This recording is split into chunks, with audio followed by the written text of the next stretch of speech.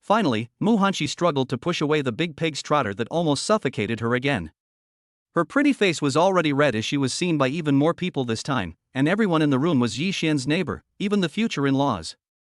Their lips parted, and Yi Xian slightly revealed a satisfied arc, reminiscing about the indescribable feeling just now. He, Daddy and Mommy are super great. Daddy, we want to sing a song for you and Mommy. The two little ones were also restless and chattered when they saw Daddy and Mommy showering them with dog treats. After they finished, Tong Tong and Meng Meng blinked their big, sparkling eyes at the village chief, Chen Jianghe, and asked, Grandpa Chen, can we? Oh. Of course you can. Seeing the two little ones' serious expressions, the village chief Chen Jianghe smiled kindly. How could he not agree to the request of such cute little ones? Really? Thank you, Grandpa Chen. Then Tong Tong and Meng Meng took each other's hands and came to the stage.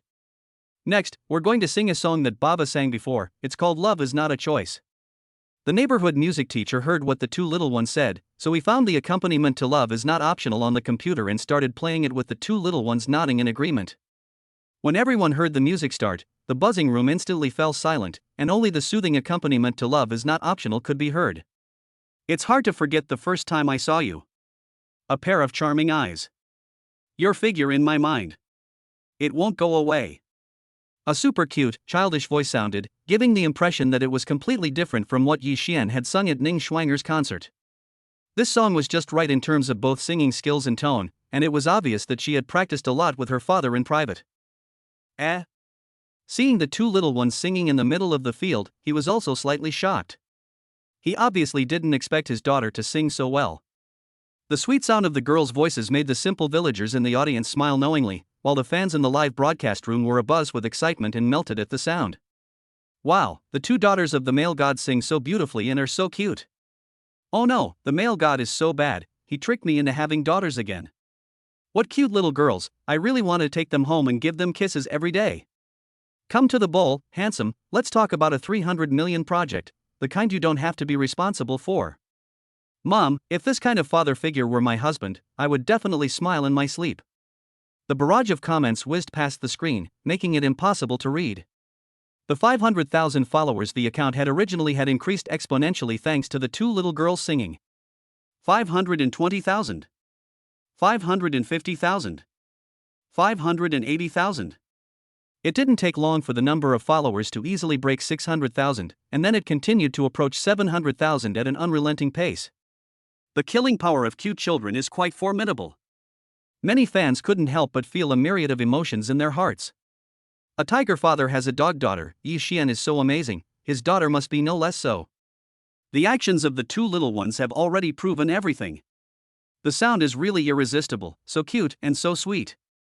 Yi Xian is also reaping the benefits of being the little one's father, and it's clear that the singing Tong Tong and Meng Meng have increased their admiration and affection for their father.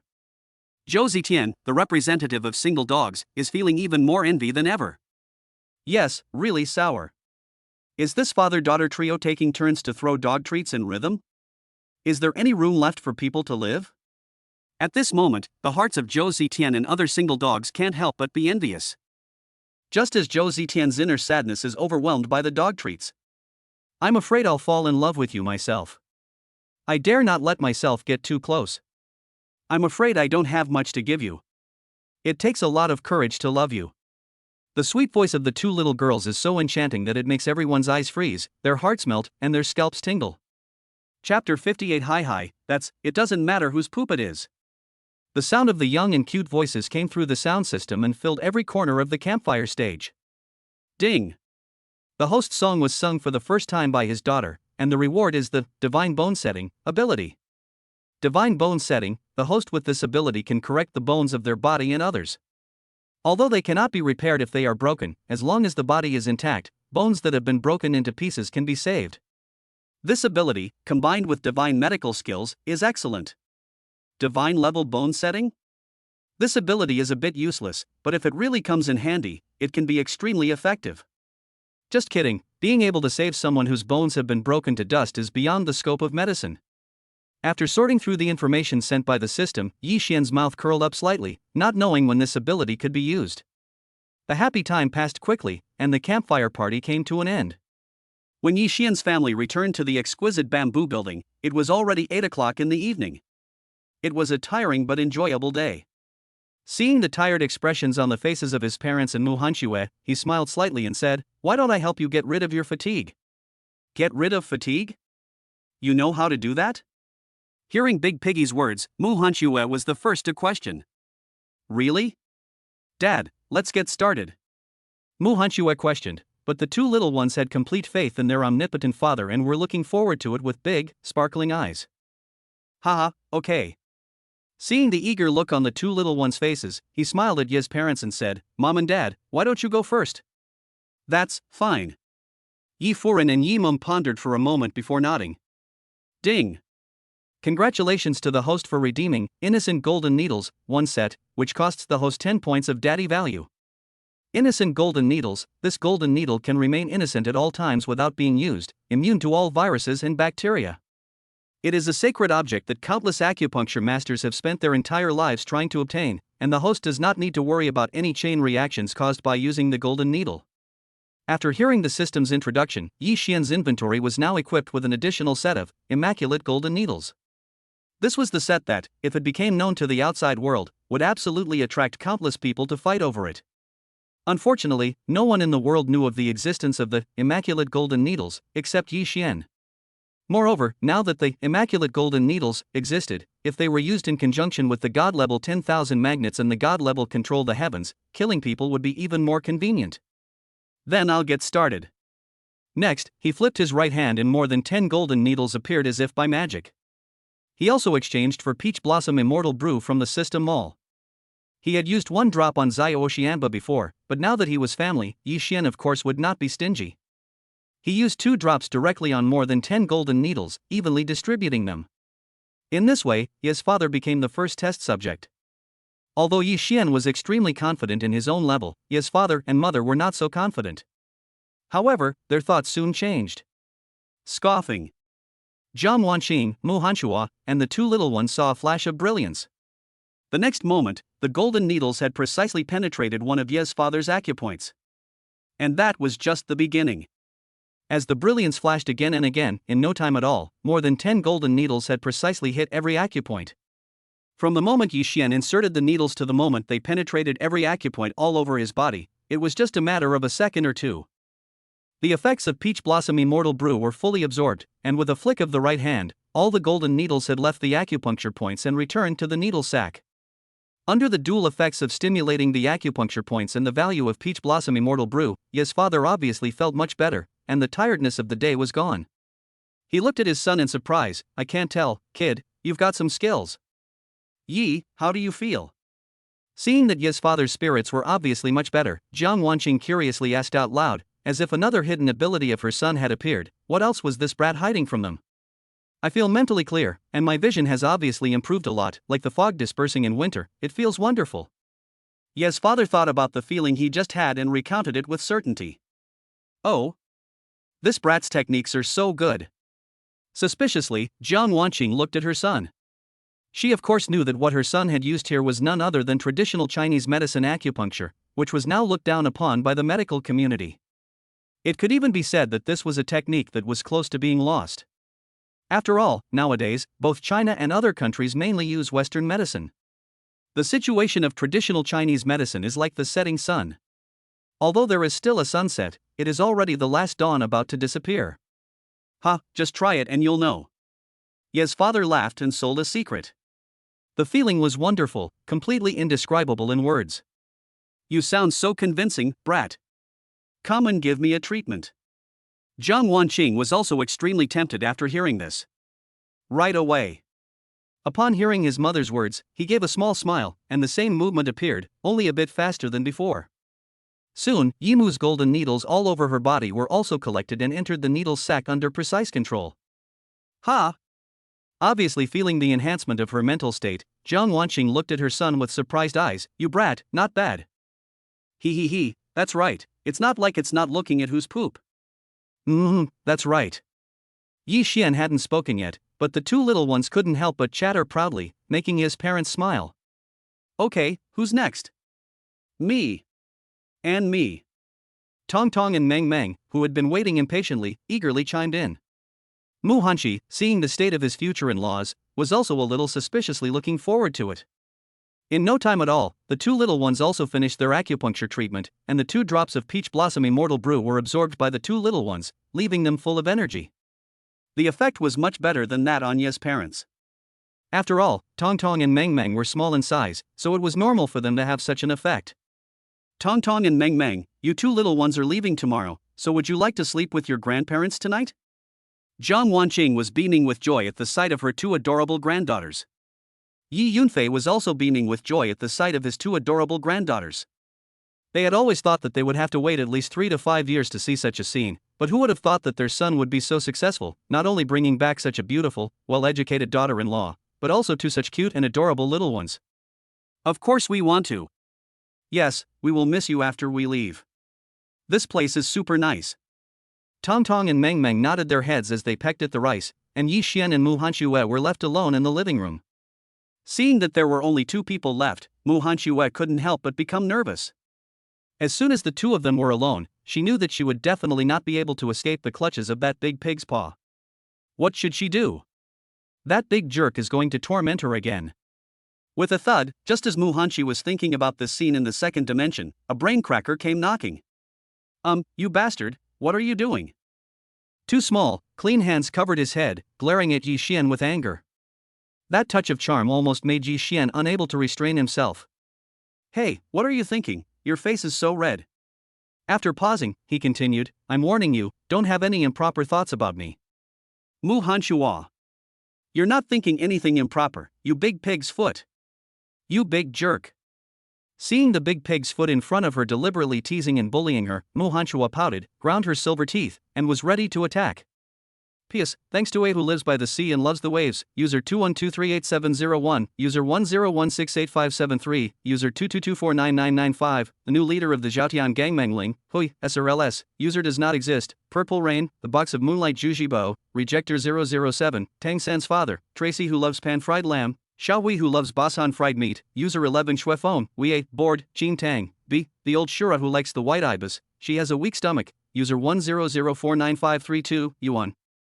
Qingshu, Gao Fenglan who likes radish and cabbage, user 959788519, Sword God Realm Tiger, user 280997772, Hanglu who likes stir-fried snails, Night is getting cooler, user 35312617, Danru who likes water chestnuts, user 289874441, user 343888711, Fighting in the Middle of the Night in Widow Village, and Dadian who loves steamed pork ribs with peas. Another lonely person. In total, 41 big shots gave 60 rewards. Thank you all for your support.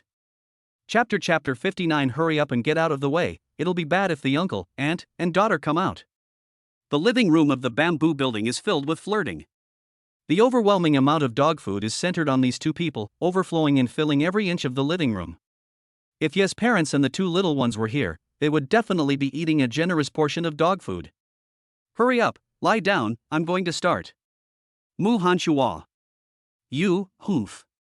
Hearing those words from the big pig's foot, Mu Hanxua's pretty face flushed with a blush, and one scene after another flashed through her mind, and she didn't know what she was thinking.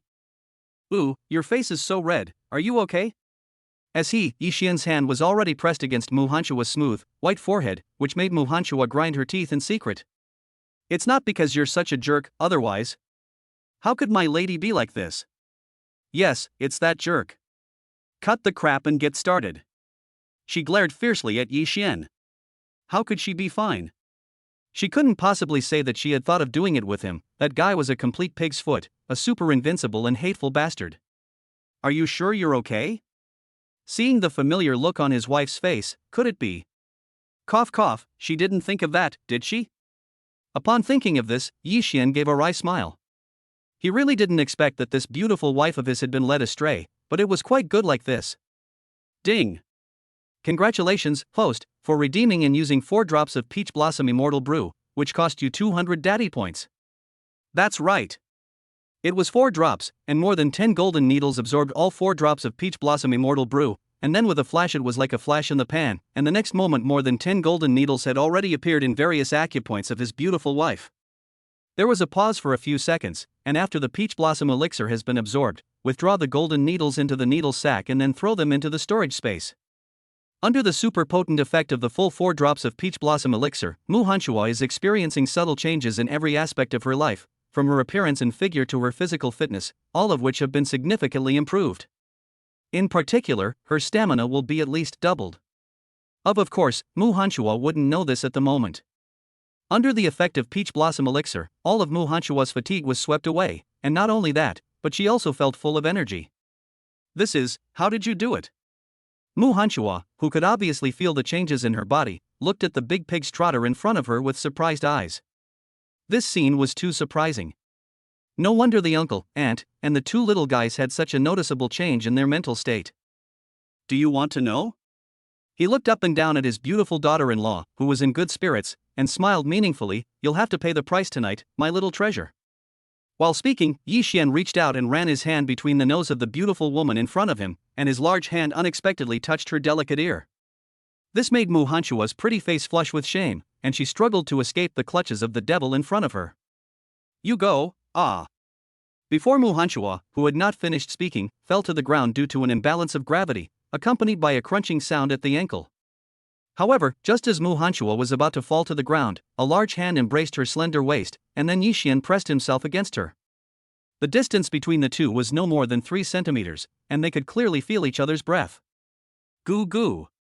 Goo. They looked at each other, and the strange atmosphere lingered. You big jerk, you're getting up, huh? How dare you, you? Mu Hanshua, unable to finish her sentence, gradually fell under the attack of a certain big pig's foot. 1 minute. 2 minutes. 3 minutes. No, I don't know if it was the peach blossom elixir's doing, but after a full 5 minutes of hot kissing, the two continued until almost 8 minutes had passed, when Mu Hanshua pushed him away. You bastard, you're suffocating me. Hurry up and get up, it'll be bad if your aunt and uncle and daughter come out. Thinking about Yi Xian's parents and 2 daughters also being in the bamboo building, she was afraid and her eyes turned white at the thought of the big pig's foot that never stopped thinking about taking advantage of her. Oh. So you mean you can continue when no one is around? Looking at the beautiful woman in front of him with interest, the long feeling just now was really good. It seems that it is necessary to be able to use Peach Blossom Immortal Brew again in the future, if that is the case. Pfft, continue, my big head ghost, what a thick skin, I'm ignoring you. Sigh. Ah. Mu Hanshua, who had just gotten up halfway, felt a sharp pain in her ankle. She subconsciously leaned into Yi Xian's arms, and coincidentally, her red lips precisely landed on Yi Xian's mouth. Ha! With her beautiful eyes wide open, Mu Hanshua stared at the big jerk close at hand, and was kissed again. This was her first thought. She struggled and tried to get up, but before Mu Hanshua could stand up, she was encircled by a large hand around her slender waist and lifted up. What are you doing? Don't move! Mu Hanshua was about to struggle, but she was stopped by Yi Xian's reprimand, and then skillfully removed Mu Hanshua's shoes. Obviously, this was not the first time. No moments later, a small, crystal-like foot appeared before Yi Xian's eyes. Looking at the small foot that had made countless boys yearn, to be honest, one could play with this foot for 10 years. Oh, hiss. Mu Hanshua gritted her teeth in pain when the big bad guy touched her little foot, and her peerless and charming face looked particularly charming. Now you know the pain. He Mu Hanshua like a little girl, and when she heard the angry reprimand, she blushed for a moment. From this perspective, that big pig's foot was staring at her delicate and white little feet seriously. In fact, this guy is quite handsome. While Mu Hanshua was in a daze, Yi Xian had already begun using his divine bone setting ability to massage his wife's jade-like feet, which countless people were crazy about. Ha! It feels so good. Mu Hanshua responded as soon as the massage started. Her ankle, which had been in pain, immediately responded. Not only did she not feel any pain, but it felt pleasantly numb. You're so good at massages, you big jerk. Mu Hanshua said, her beautiful eyes sparkling with ripples of joy as she looked at Yi Xian in surprise, feeling the comfort in her ankle. Ha, of course. Don't you know who I am? The laughter helped Mu Hanshi continue the massage, but it attracted a wide eye from Mu Hanshi. This big pig's feet really can't help but praise. Yi Xian paused, and his eyes surveyed his beautiful wife's butterfly and cherry. Hey, honey, it's late, how about we go to the room and I give you a full body massage? Full body massage? I was stunned for a moment, and then Mu Hanshua noticed Yi Xian's burning gaze. It was clear what this big jerk meant. I don't want to, Big jerk, you scumbag. Put me down. Mu Hanchuemu's words were not finished when Yi Xian gave her a princess hug and carried her towards the bedroom. As for Mu Hanchue, she would never forget this night in her life, Yi Xian's personal full-body massage, and this night was also destined to be an endless sleepless night of battle. P.S. To make it easier for everyone to read, the rewards for the big guys announced in the future will be moved to the comment area, and only the rewards for the big guys and above will be announced after the main text. I'm so sorry. Save your life with a dog's head. In addition also, thanks to user 145544003 for the urgent update charm, Dengfeng for the urgent update charm and inspiration capsule, and SSSSGTFHG for the urgent update charm. The author has something to say. Thanks to the magic lamp. The magic lamp. Not a lamp. You a Jew who loves Z and dried persimmon streaming, the new leader of the Fried Sky Gang user 1450003 Fonger, who loves radish and sugar cane soup Hikia Kiss Mark Knight Saint Demoness N to the peak the Fried Sky Gang Chi Ling Guardian the elder of the Fried Sky Gang in charge of punishment Mengwan, who was dark and skinny user 719434553 Hui, Genuine, Tiangong Zushi, SSSSGTFHG, user 131574778, user 593333450, who likes lamb fried noodles, Doctor Who likes donkeys from Guangzhong, user 7736846, Uzair of the Wenhua Hall, Refuse, user 220744725, Dragon, Nightfall, Emperor of the Universe, Xingdang No Return Guest, Love Song, Galloping Fire Dragon, user 16884765, user 11 Shuefom, Love I Love Yo, GHJB, Mulang, and other big guys rewarded with gifts. Chapter 60 Shamu, Sprain Ankle. I hope it didn't affect your sleep last night. The next morning. The golden sun in the sky pierced through the heavy clouds and poured down on Guishu village, dispersing the last vestiges of darkness in the bedroom. The golden sun shone on the peerless and beautiful face. At this moment, the beautiful woman, who looked like a fairy, was sound asleep, with a shallow curve at the corner of her mouth, as if she were having a beautiful dream. And next to the naked beauty is a handsome young man, elbows propped on the bed, palms propped on his head, looking at the sleeping beauty in front of him, and he can't help but think about last night's battle. He has to say that the battle was exhilarating, and the effect of the peach blossom elixir exceeded his imagination. Mu Hanchue, who could only last about half an hour in a fierce battle, actually lasted for more than an hour last night. That was indescribably wonderful. It was so comfortable, so exhilarating, so exciting. No words can describe the feeling last night. Those who understand will naturally understand, and those who don't will never be able to experience the joy. That incredibly wonderful feeling was like being high, like being a drug addict, something that can only be felt but not described. Just at this moment, the beautiful woman in her sleep moved her beautiful eyes, then struggled a few times to open her slightly sleepy eyes. She couldn't help but see a certain big pig's foot in front of her. Scenes from last night flooded into her mind. Mu Hanchua almost didn't find a crack to hide in, it was really too embarrassing to talk about. Although she didn't know how long she had been through, it must have been extremely long. If it didn't end soon, she almost fainted. What are you doing? Seeing the scorching gaze of that big jerk, Mu Hanchi was startled, and her heart couldn't help but be extremely cautious. What do you think? A certain jerk with a slightly wicked arc began the operation of fighting for 300 rounds again, but this time it was miserable for Mu Hanchi, who had just regained some of her strength after waking up. After about half an hour, the battle came to an end. Yi Xian, still in a daze, gave a faint smile and rose with pride. Mu Hanchue, looking extremely flushed, spat lightly, thinking that the guy was a real jerk. Compared to Yi Xian's state, at the moment Mu Hanchue didn't even want to move her fingertips, obviously she was exhausted. As early as these days, under the teaching of Yi Xian's cooking skills that surpassed the level of the god of cookery, the quality of Yi Mu's cooking had improved like a rocket, increasing rapidly. Although she was not as good as a 5-star chef, she was more than enough to be a 4-star chef. If this scene was known to the outside world, it would definitely cause a sensation in the entire culinary world. Kidding, joking? Teaching a cook who was only just good enough to cook to become a 4-star chef in such a short time means something. As industry insiders, they certainly understand this perfectly. Poached eggs, buns, sandwiches, burgers, etc. A large table full of a wide variety of dishes, all of which are the new breakfast dishes made by Yi Mu. Of course, milk and bread are also indispensable. Although they don't usually eat these, they are now in front of their daughter-in-law and granddaughter, so of course they want to show their best side. After a while of cooking, Yi Xian came downstairs with Mu Hanchue.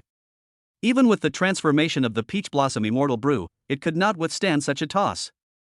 Mu Hanshue hated the bastard next to her so much that she wanted to bite him to death. It was so embarrassing. Mu, are you okay? Seeing Mu Hanshue being helped downstairs by her son, she hurriedly got up from the table, as did Ji Yunfei. Auntie, no. It's nothing, I just sprained my ankle last night. Thinking about last night's sprained ankle, Mu Hanshi naturally used it as a reason for being supported by the big pig's trotter here, otherwise she couldn't say that she had been tossed around too much yesterday. Maybe some people can say it, but she doesn't have the face to. Sprained your ankle. Is it serious? It was fortunate that the future daughter-in-law didn't say anything, but as soon as she did, Yi Mu hurriedly came over. Mu Hanshue's face flushed for a moment. After all, lying was not her forte. Mu Hanshi, ahem. No, it's not serious. Yi Xian already fixed it for me last night. At this point, she didn't know what came to her mind, and she glared at Yi Xian fiercely. It was all because of this damned bastard. She could lie to others, but she knew it was more than just a sprained ankle. Mommy, are you hurt? Do you need to go to the hospital? If Mommy gets hurt, Meng Meng will be very sad. Tong Tong and Meng Meng asked with concern on their little faces, and when she heard what the two little ones said, Mu Hanshi felt a mixture of emotions. She didn't know if it was good to lie to her daughters like that, but what else could she do if she didn't lie? She couldn't just tell them the truth, The more she thought about it, the more she felt that something was wrong. She glanced at the big pig's foot, who looked as usual, and her anger flared up even more. It was all because of this guy. Shamu, spraining your ankle shouldn't have affected your sleep last night. During dinner, Jiang Yuanqing took a bite of her bun and asked her future daughter-in-law, who was buried in her poached eggs, looking for a topic to bring the two closer together. She was trying hard for her son's sake. Puff, cough. She almost choked on the poached egg from the sudden question. How could last night's sleep be last night again? She had finally managed to forget about that scene, but now what? Last night. I slept okay. Mu Hanshua certainly didn't dare not answer when her future mother-in-law asked, so she just said something with a stiff face, but she was mortified inside. Young people should eat more, come have some more milk to replenish yourself. While speaking, Jiang Wanqing poured Mu Hanshue another glass of milk. Drinking too much of this stuff is very good for a girl's appearance. Mu Hanshue. Looking at a full glass of white milk, Mu Hanshue didn't know what she was thinking. She got goosebumps all over her body, and the color. Okay, I'll drink it. To be honest, Mu Hanshue really didn't want to drink it. Not only this glass, but the one in front of her, she didn't want to drink either. But the elders were still being polite like Yi Xian's mother, and she really couldn't refuse. With a stiff upper lip, the domineering president of the family, under the polite persuasion of her future mother-in-law, almost pinched her nose and drank it down. Until the two glasses were down her throat. At that moment, Mu Hanshue really felt like she was going to vomit. Burp. After 2 glasses of milk, Mu Hanshue burped slightly with a slight blush on her pretty face. Although it tasted like milk, it really made her stomach churn, as if she had drunk not milk but a highly concentrated protein, the kind that chokes you. That's right. Jiang Yuanqing saw her future daughter-in-law obediently drink 2 glasses of milk. Milk is a good thing. Mu, after you go back, you must also insist on drinking milk every day, especially in the morning and evening. The effect of drinking milk is the best. Okay, Auntie, I got it. Hearing the word milk over and over again, Mu Hanshue was about to collapse. Oh my god, what did she do wrong in her past life to be punished like this? It's so hard. Can someone save me? That damn milk is so hard. Chapter 61, When did Daddy bully Mummy?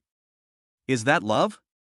After breakfast, the trip home to Guishu village these days is also coming to an end.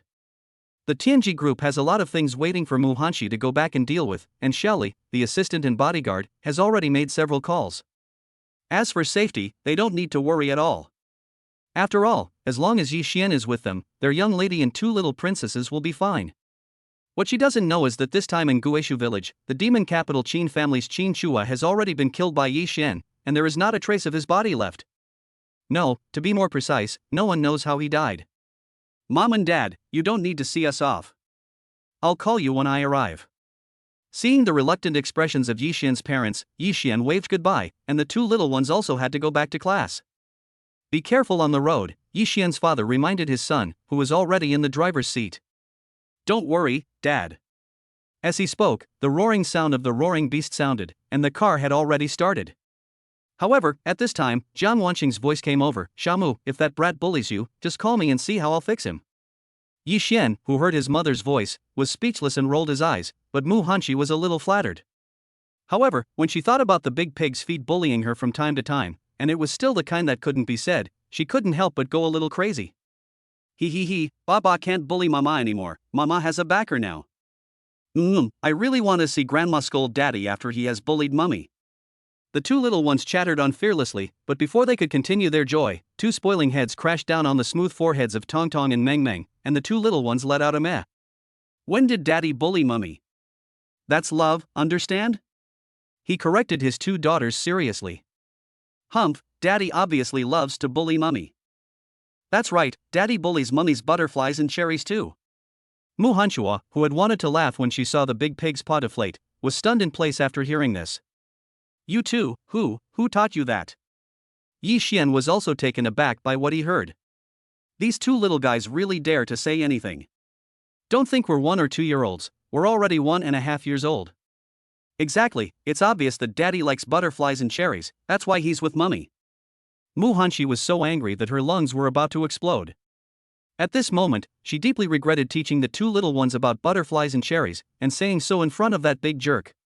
In contrast, Yi Xian was calm and collected, as if this had nothing to do with him. It was Yi Xian's reaction that made Mu Hanqi hate him so much that she wanted to bite him to death and then eat him, especially since her butterflies were still aching faintly. On the other side, under the 1,000-year-old laurel tree at the entrance of Guishu village, an old man was talking to several old men from the village chief when suddenly the old man stumbled and felt dizzy. The attack was so sudden that it didn't give the village chief and the other old men any time to react. President Feng. Seeing Feng Roman fall backwards and collapse, the several old men hurriedly helped him up. Oh no, the village chief has a sudden cerebral hemorrhage. As the village's highly respected village doctor, Grandpa Zhou was the first to diagnose Feng Roman's illness. He never expected that Feng Roman, who had always come to their Guishu village and was preparing to retire and spend his old age in Guishu village, would suddenly have a stroke at this time. What, a sudden stroke? The assistant who accompanied Feng Roman turned pale. President Feng had had a stroke before, but it had never happened in all these years. And he knew that a stroke could be fatal if not treated in time. If anything happened to President Feng, he would be responsible for it no matter what. After all, President Feng was the president of the Writers Association and a well-known scholar and expert in the country, with a very special status. Lao Zhou, is there any way to heal him? Chen Jianhe, the village chief, frowned tightly. Lao Zhou had been a soldier when he was young, and he was even a military doctor. He was also proficient in Chinese and Western medicine. To put it bluntly, the doctors in those hospitals nowadays are not even qualified to hold his shoes. Upon hearing the village chief's words, the attention of Feng Roman's assistant and the other elderly men gathered on Lao Zhou. There was no doubt that Lao Zhou had become the only hope at the moment. There is a solution, but it requires a craniotomy to repair the ruptured brain vessels, but our Guishu village doesn't have the resources for that. Pausing for a moment, Mr. Zhou continued solemnly, moreover, patients with sudden cerebral hemorrhage are most afraid of bumps. Even if you drive them to the hospital, they may not survive the trip to the operating room. As for traditional Chinese medicine, although it is profound and comprehensive, I have only scratched the surface after spending half of my life studying it, and it is completely useless for Chairman Feng's sudden cerebral hemorrhage. What? Grandpa Zhou, even you can't do anything? Hearing what Grandpa Zhou said, the assistant of Feng Roman was full of grief, as if he had been sentenced to death. Now that he could not be saved, and he could not even go to the hospital, what could he do? Creak. Just then, Yi Xian and his party, who had seen the situation here, stopped the car. It seems like something's happened over there. Wait here, I'll be right back. He pushed open the door and got out of the car without waiting for Mu Hanxue and the two little ones to respond. Yi Xian had already left the car because the people in the middle of the accident were none other than the village chief and a few old men. Mom, it's the village chief and the old men. It seems like something's happened. The two little ones looked towards the middle of the field and looked out loud, while Mu Hanxue pondered for a moment. Let's go take a look. Mu Hanxue led the two little ones to walk towards the field, enduring the hidden pain of the butterflies. What's going on, you old gentleman? Upon arriving at the field, Yi Xian's first sight was Feng Roman, who had a red face from a sudden cerebral hemorrhage and was unconscious. President Feng just came to our village and somehow suffered a sudden cerebral hemorrhage. Even your grandfather Joe couldn't help, and he can't be bumped around, so he can't go to the hospital." The village chief Chen Jianghe frowned. If Feng Roman really had an accident in their Guishu village, their Guishu village would be guilty of a very serious crime. After all, the man in front of them was a well-deserved pillar of the country. "Oh. I'll try." From the expressions of the village chief and the other old men, it was clear that this old man, who was halfway to the gates of hell, was someone of extraordinary status and had a good relationship with the old men. That was why they decided to save this old man. "This is Feng Roman, president of the Chinese Writers Association, a famous expert and professor in the country, and even has a place in the international community. How did he end up here?" Mu Hanshua, who had arrived in the middle of the scene, recognized the person who had suffered a sudden cerebral hemorrhage as soon as he saw him. It was none other than Feng Roman, the president of the Chinese Writers Association, who was famous in the country. The old man in the village with the big pig's trotters actually knew such a figure. Just as Mu Hanshua was pondering, Yi Xian had already moved. A golden flash flashed in his hand, and he stabbed straight at Feng Roman's brain. "Little Yi Zi, you." Before the old men could say anything, they were stopped by Grandpa Zhou. "Don't say a word, President Feng may still be saved." Although Grandpa Zhou, who had only scratched the surface of traditional Chinese medicine, seemed extremely proficient to outsiders, as soon as Yi Xian made his move, he knew that this Yi Zi's medical skills were not simple, because the techniques used by this Yi Zi were very similar to the legendary, the 13 needles of the Ghost Gate. This Xiaoye can actually use the legendary Peerless Needle technique, the 13 needles of hell. As Yi Xian operated, the old master Zhou couldn't help but exclaim in disbelief, and his heart was filled with boundless waves.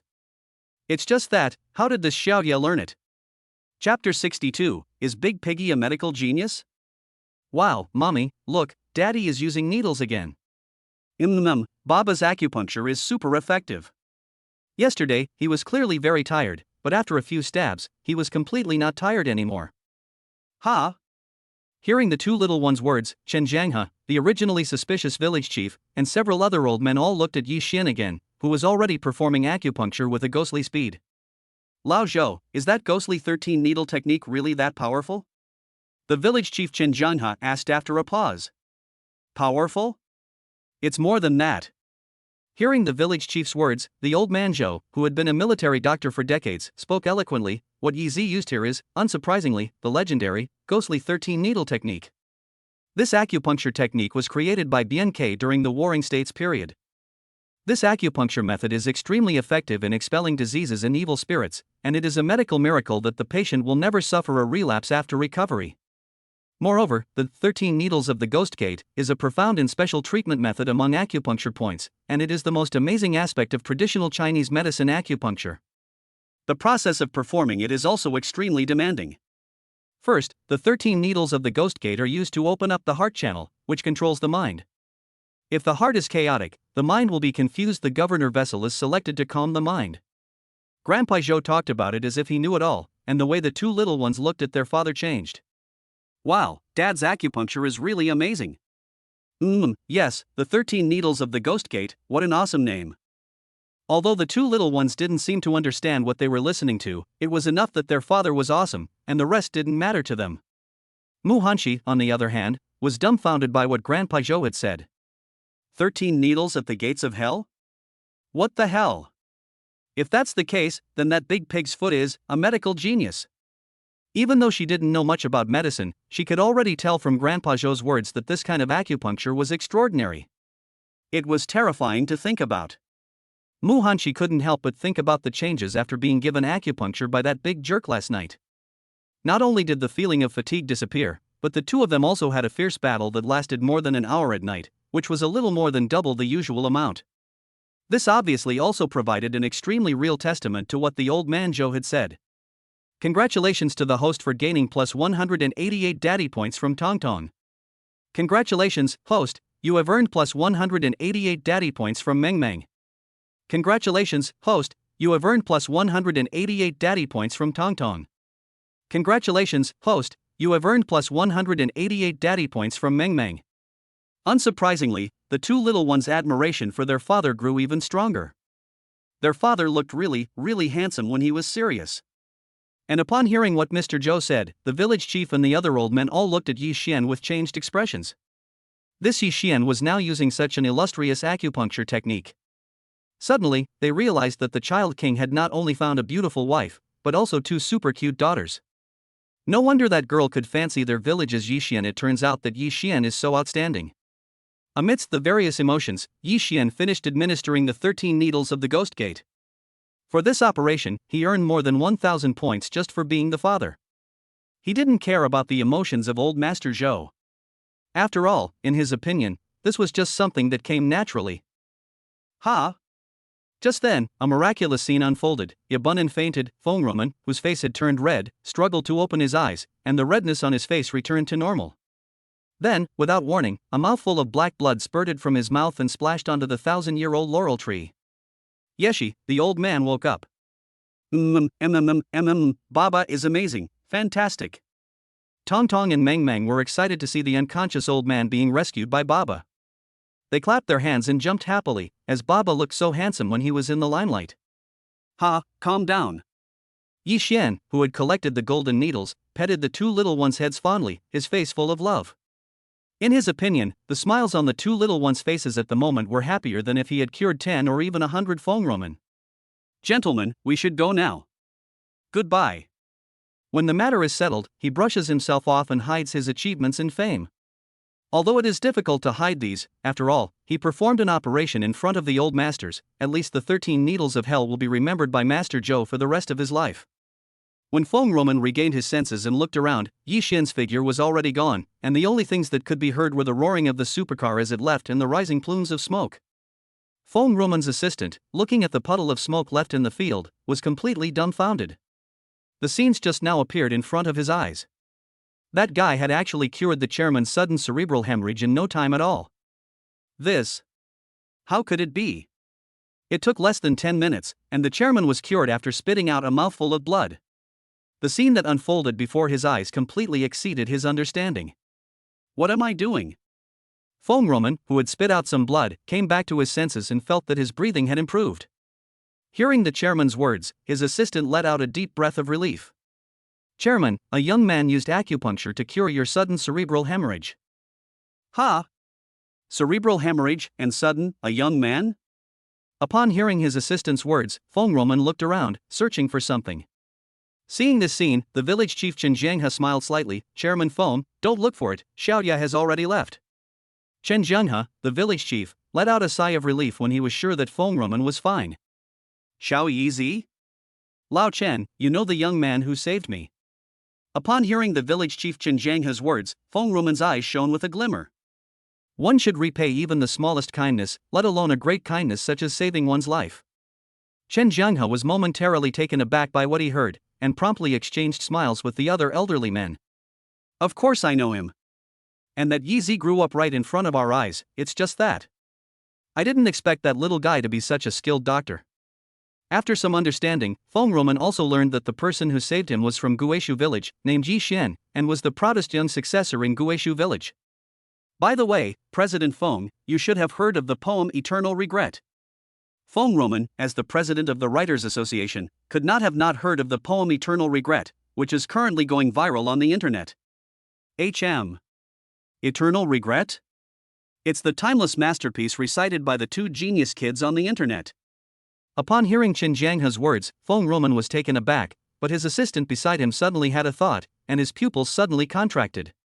Could it be that? Those 2 little kids, are the little girls who recited the Song of Everlasting Sorrow. In that case, isn't that song the Song of Everlasting Sorrow? Village chief, the young man who saved the chairman, the Yi Xian you all call him, is the author of the Song of Everlasting Sorrow. The assistant realized something, and an endless wave of emotions swept through his heart. Fengruman did not see the 2 little kids, but he saw it clearly. But when Fengruman heard this, his heart was shaken. The person who saved him was the one who wrote the timeless poem The Song of Everlasting Sorrow. P.S. Thanks to the inspiration capsules from the Big Guy Yi Zhengji, the more episodes wishes from user 640444155, the more episodes wishes from Lonely Little Fat Guy, and the inspiration capsules from the Big Guy from the Zhaotian Gang by Inio. The author has something to say.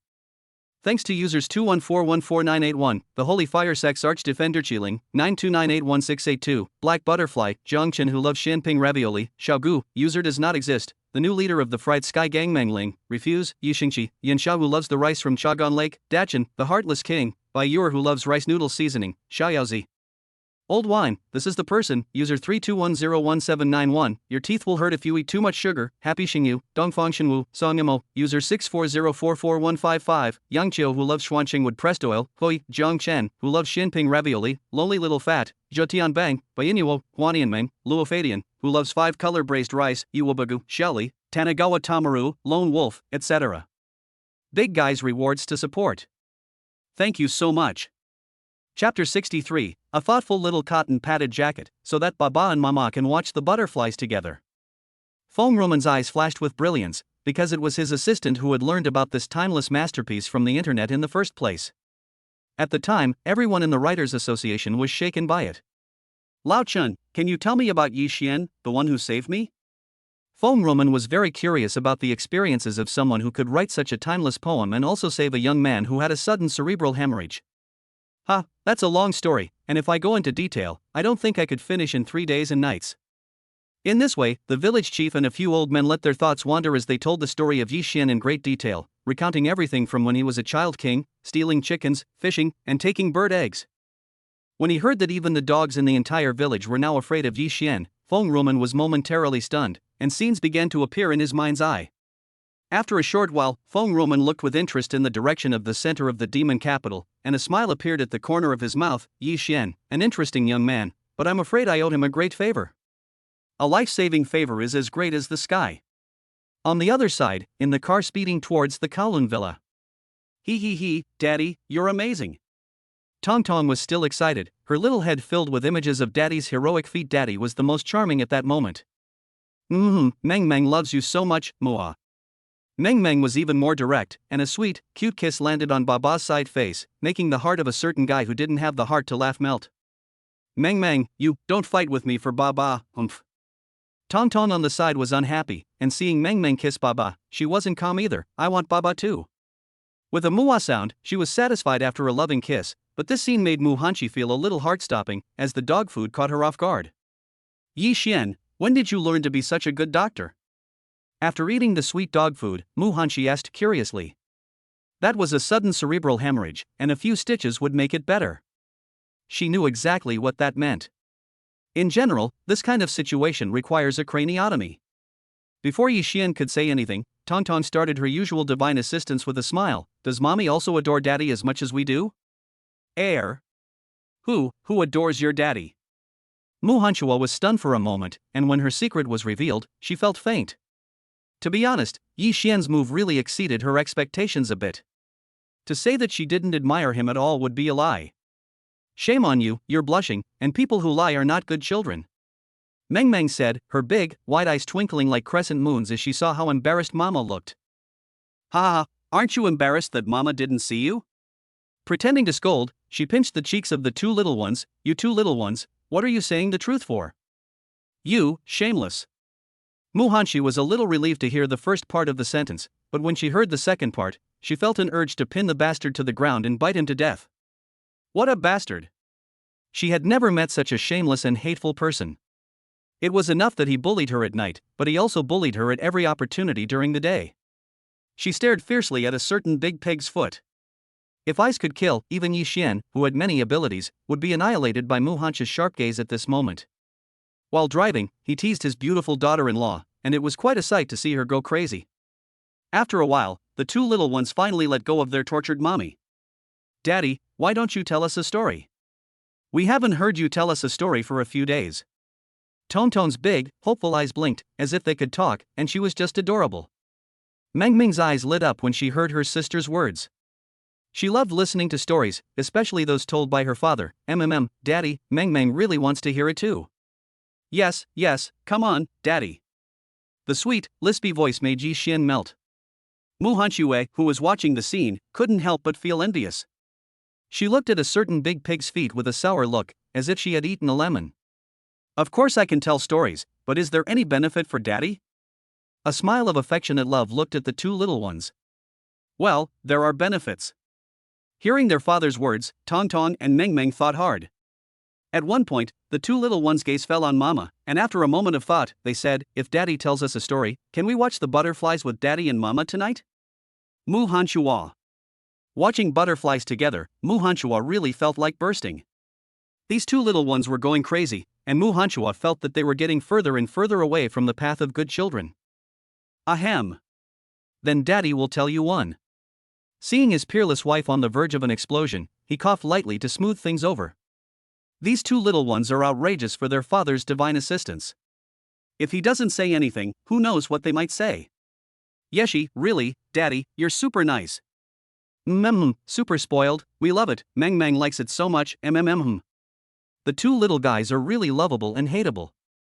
Mu Hanshi feels deeply about this, but when she thinks about the pitiful actions of the two little guys, she can't help but want to hang them up and beat them. What do you mean watching butterflies together? She can't even imagine the scene. Looking at the peerless beauty, a story came to mind, and she proceeded to tell it. There was a couple who fell in love in college for 4 years, and there was never a single promise. On the train home, he had 32 stops and she had 21. She said, "Wake me up when we get to the station," and fell asleep. I don't know how long it was before she was woken up, and the train had passed several stations. He smiled gently and said, "Come home with me." Hearing this, Mu Hanshi looked at Yi Xian suspiciously. A warm and beautiful scene flashed through her mind. If they were together, they would definitely be very happy. The two little ones listened with anticipation, blinking their beautiful big eyes, looking forward to the next part of their father's story. There was silence in the car, with only Yi Xian's voice resounding in every part of the car. However, the mother and daughters had not noticed the wicked smile curving Yi Xian's lips. It was clear that the story was far from as simple as they had thought. Then, the pit digging operation continued. The girl heard the boy's true confession and burst out laughing, and tears followed as they slid down her face. The big eyes of the two little ones sparkled. They were really happy, and even Mu Hanshue gave a knowing smile. Just as Mu Hanshue's knowing smile was about to bloom, the divine twist continued the unfinished story. They went to the small mountain village where he was born and raised, and she was sold to an old bachelor in his 50s. Mu Hanshue. Heir, sold to an old bachelor in his 50s. Upon hearing this, Mu Hanshue's smile faded, replaced by a look of resentment. Her heart cried out, "Human trafficker?" This was Mu Hanshue's first reaction, and she immediately looked at a certain person, thinking, "I've fallen for that scoundrel again. A love story that should have ended has been turned into a tragedy by him. I really misjudged him. Ah. Daddy, you're so bad, how could you do that? That auntie is so pitiful." Tong Tong and Meng Meng blinked their pretty big eyes, their little mouths pursed up in the air. That auntie actually liked that human trafficker for so many years. Oh no, so pitiful, how could Daddy be so bad, humph. Chapter 64, I really want to take a young master home, everyday butterflies kiss kiss. Daddy is a bad person. No, Daddy, this one doesn't count.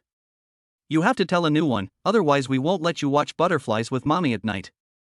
The two little ones pouted with their small mouths, looking very cute in their angry expressions. However, when Mu Hanshua heard this, she almost spat out a mouthful of blood. This is really annoying. She didn't do anything to deserve this. She got shot even while lying down. You bastard, you want to die? Hurry up and tell a serious story. She glared at Big Piggy Feet, really drunk. If this continued, she would really go crazy. Seeing Mu Hanshue, who had been played with by the two little guys, she said, "Okay, then I'll tell another one. Pay attention, I'm going to start. Hurry up and start. If you tell another story like the last one, Meng Meng won't give you a kiss ever again." The two little ones didn't notice the crooked corners of their unscrupulous father's mouth at all, and neither did Mu Hanshue. A serious story? Are you kidding me? It's just a different approach. Coughing lightly, he continued with another approach, and the story unfolded. The girl cut her finger and the boy went to buy a band-aid for her. But he was mute, and after a while of gesturing, the salesperson still didn't know what he wanted. So he simply cut his finger, and the salesperson suddenly realized that he needed a band-aid. He paused, giving Mu Hanshua and the two little ones enough room to imagine, then the salesperson laughed, saying, "It's just a band-aid, why did you hurt your finger?" She was moved to tears when she saw him from behind. Wow, that's so sweet. Daddy wasn't lying after all.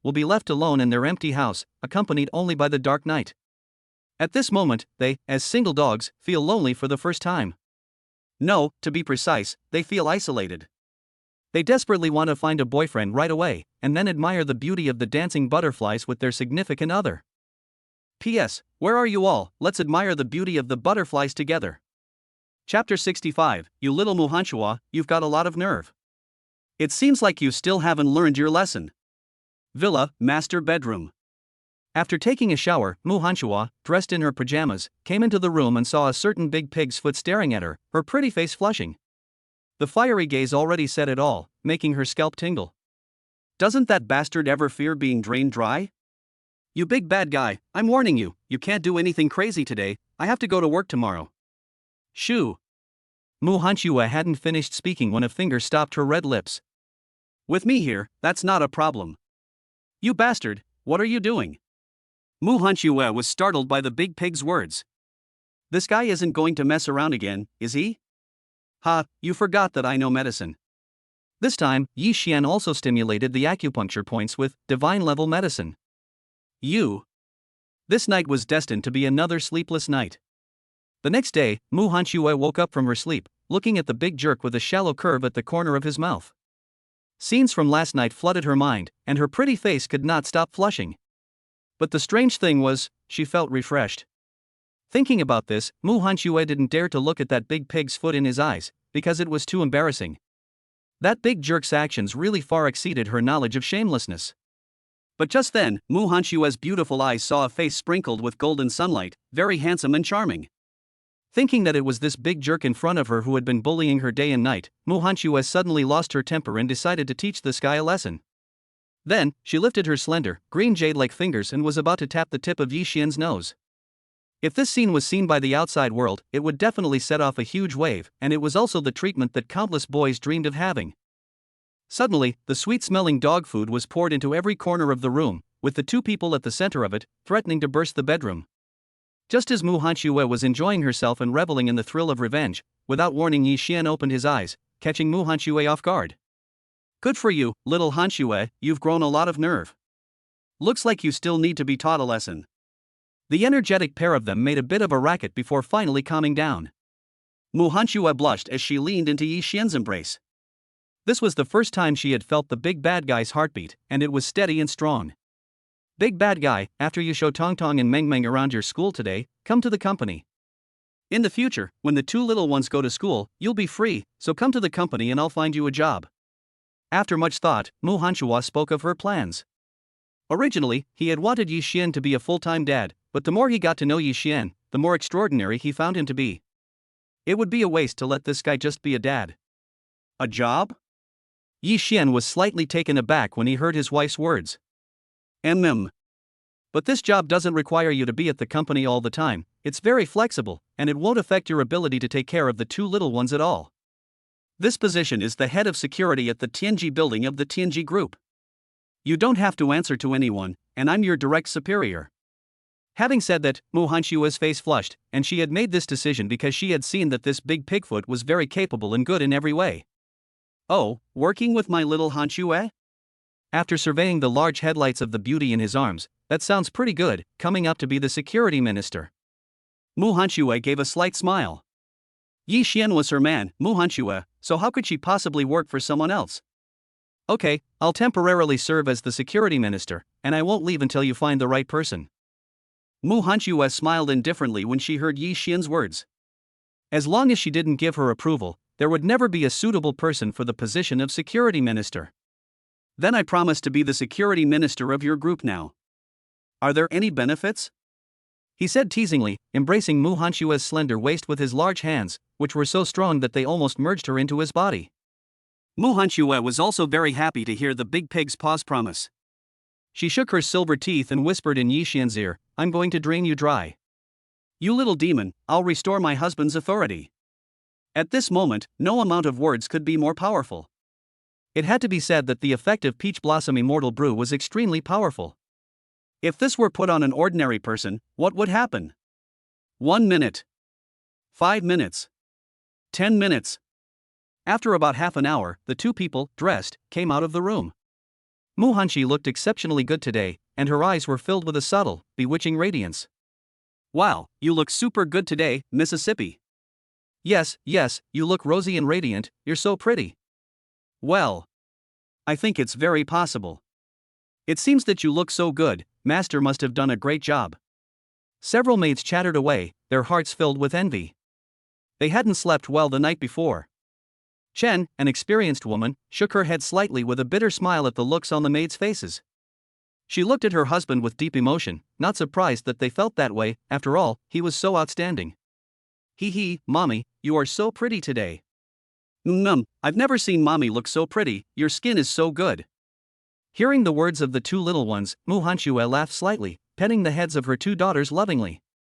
When she noticed Yi Xian's deep meaningful eyes looking at her, she couldn't help but blush slightly, not knowing what she had thought of. Chapter 66 Daddy, shall we help the little lady? Daddy, your school must be huge, right? Daddy, you must be the handsomest boy at school, right? Daddy, does Mummy have a rival at school? Since leaving the villa, the two little ones have been asking a million questions, clearly full of curiosity and anticipation about the unknown school of their father. The atmosphere along the way was very pleasant. After all, with the two little ones around, it was impossible not to be happy. Meanwhile, something else was happening somewhere along the way to Shanghai University. A cute little girl about 5 or 6 years old was begging, with a broken bowl with a hole in it in front of her. And, in front of the cute little girl were also written crooked words, which said that as long as she could help her brother get well, she was willing to sell herself to the buyer and work like a horse for the rest of her life to repay the great kindness. Hey, don't look, this kind of trick has been around for 10 years. She's dressed up quite nicely, but selling her body? What century is this? This little girl looks quite fresh, and she would be good as a child bride in the future. Hey, don't even think about it. If you really get her, it won't be good. Who knows what kind of traps there are? Hey, nowadays people will do anything. Who is this child's family? Do her parents have any shame? Spittle from the passers-by spurted out, splashing onto the ground. The little girl pursed her lips, her two small hands pinching the corners of her clothes, her eyes full of tears. Hearing the people's slander, Su Xiaoming was heartbroken. She had clearly written everything that was true. If she could save her brother, she would be willing to do anything. Once upon a time, she was also a princess held in the palm of her family's hands, until a few days ago when it all changed. Her parents died tragically, her family was wiped out, and only she and her brother, who was already deeply poisoned, escaped.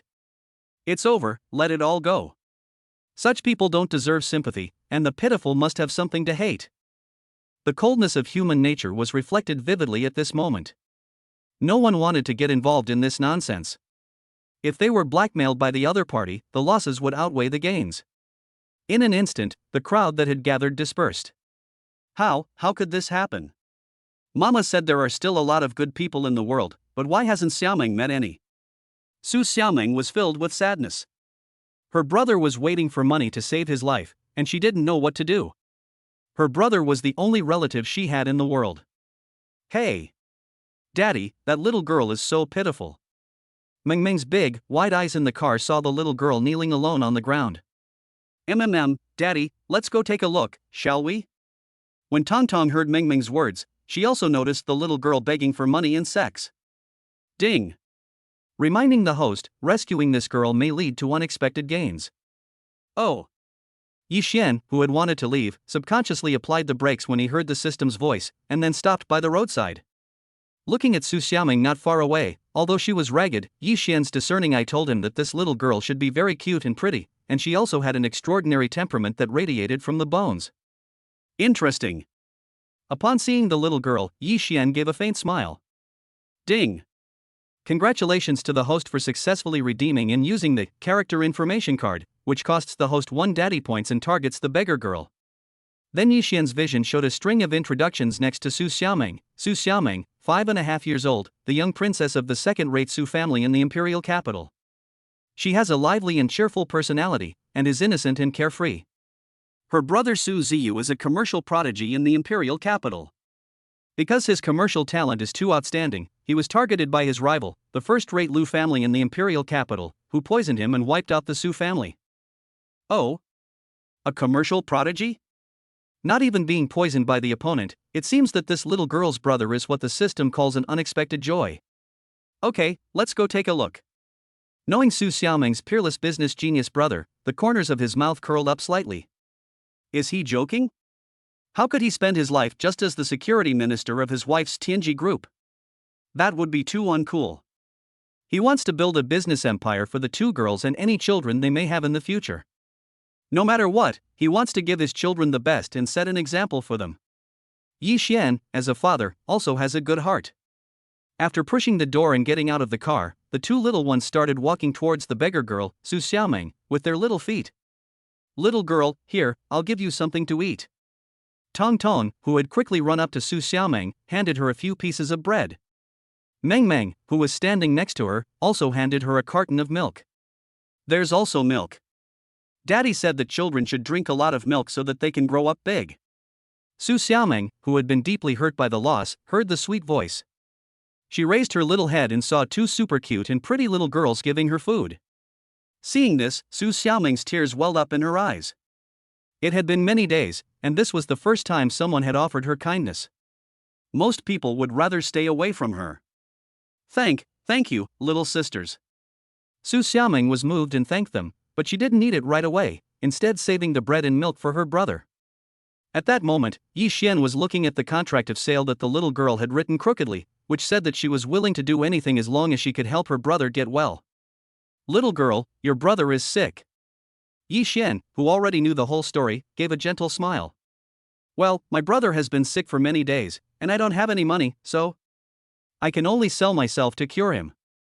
As she said this, Su Xiaoming's tears fell patter, her appearance saddening the listener and bringing tears to the eyes.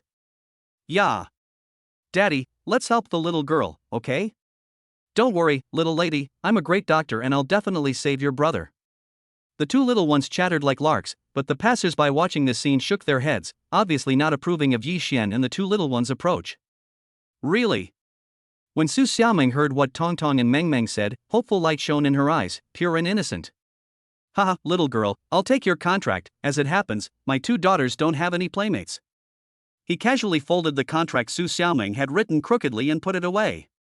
Su Xiaoming was stunned, she didn't expect happiness to come so suddenly.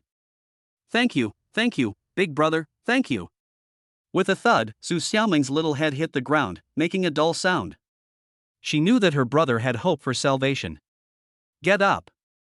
Now take us to meet your brother. He reached out to help the little girl up, and was not disgusted by Su Xiaoming's dirtiness. This was nothing compared to when he was a child and got into fights with his Shiba Inu. At that time, he was no different from coming out of the mud every day. Yes, big brother. Su Xiaoming of course also felt that her big brother did not dislike her, and her impression of Yi Xian soared by a large margin. Her brother's thoughts of making her wary of strangers also dissolved a lot. In no time, crossing the street, they arrived at the corner of a dilapidated unfinished building. Cough cough cough. Before they even got close, they heard a loud coughing sound coming from inside, followed by a mouthful of blood spraying out. When they turned the corner, a young man with a pale face and black and purple lips was lying on cardboard, obviously close to death. Brother, I've brought someone to see a doctor for you. The big brother can definitely save you. Seeing her brother spit blood, Su Xiaoming was so scared that her face turned pale and she hurriedly ran over, while Su Ziyu also sensed that a stranger was coming and his heart immediately filled with vigilance. Xiaoming, how many times have I told you not to bring strangers here, and what illness are you showing me? The scolding voice made Su Xiaoming's tears fall. But, Xiaoming, you're the only family member I have. Apart from you, Xiaoming has nothing in this world. You, Su Ziyu coughed violently again, but the next scene was something he would never forget. P.S. Thanks to the big guys who urged me to write faster, ho, Fan Xingzai, Makabakadoka, Zhou Zhong, 10 more inspiration capsules, and 10 more urging notes. Thanks for your support. The author has something to say.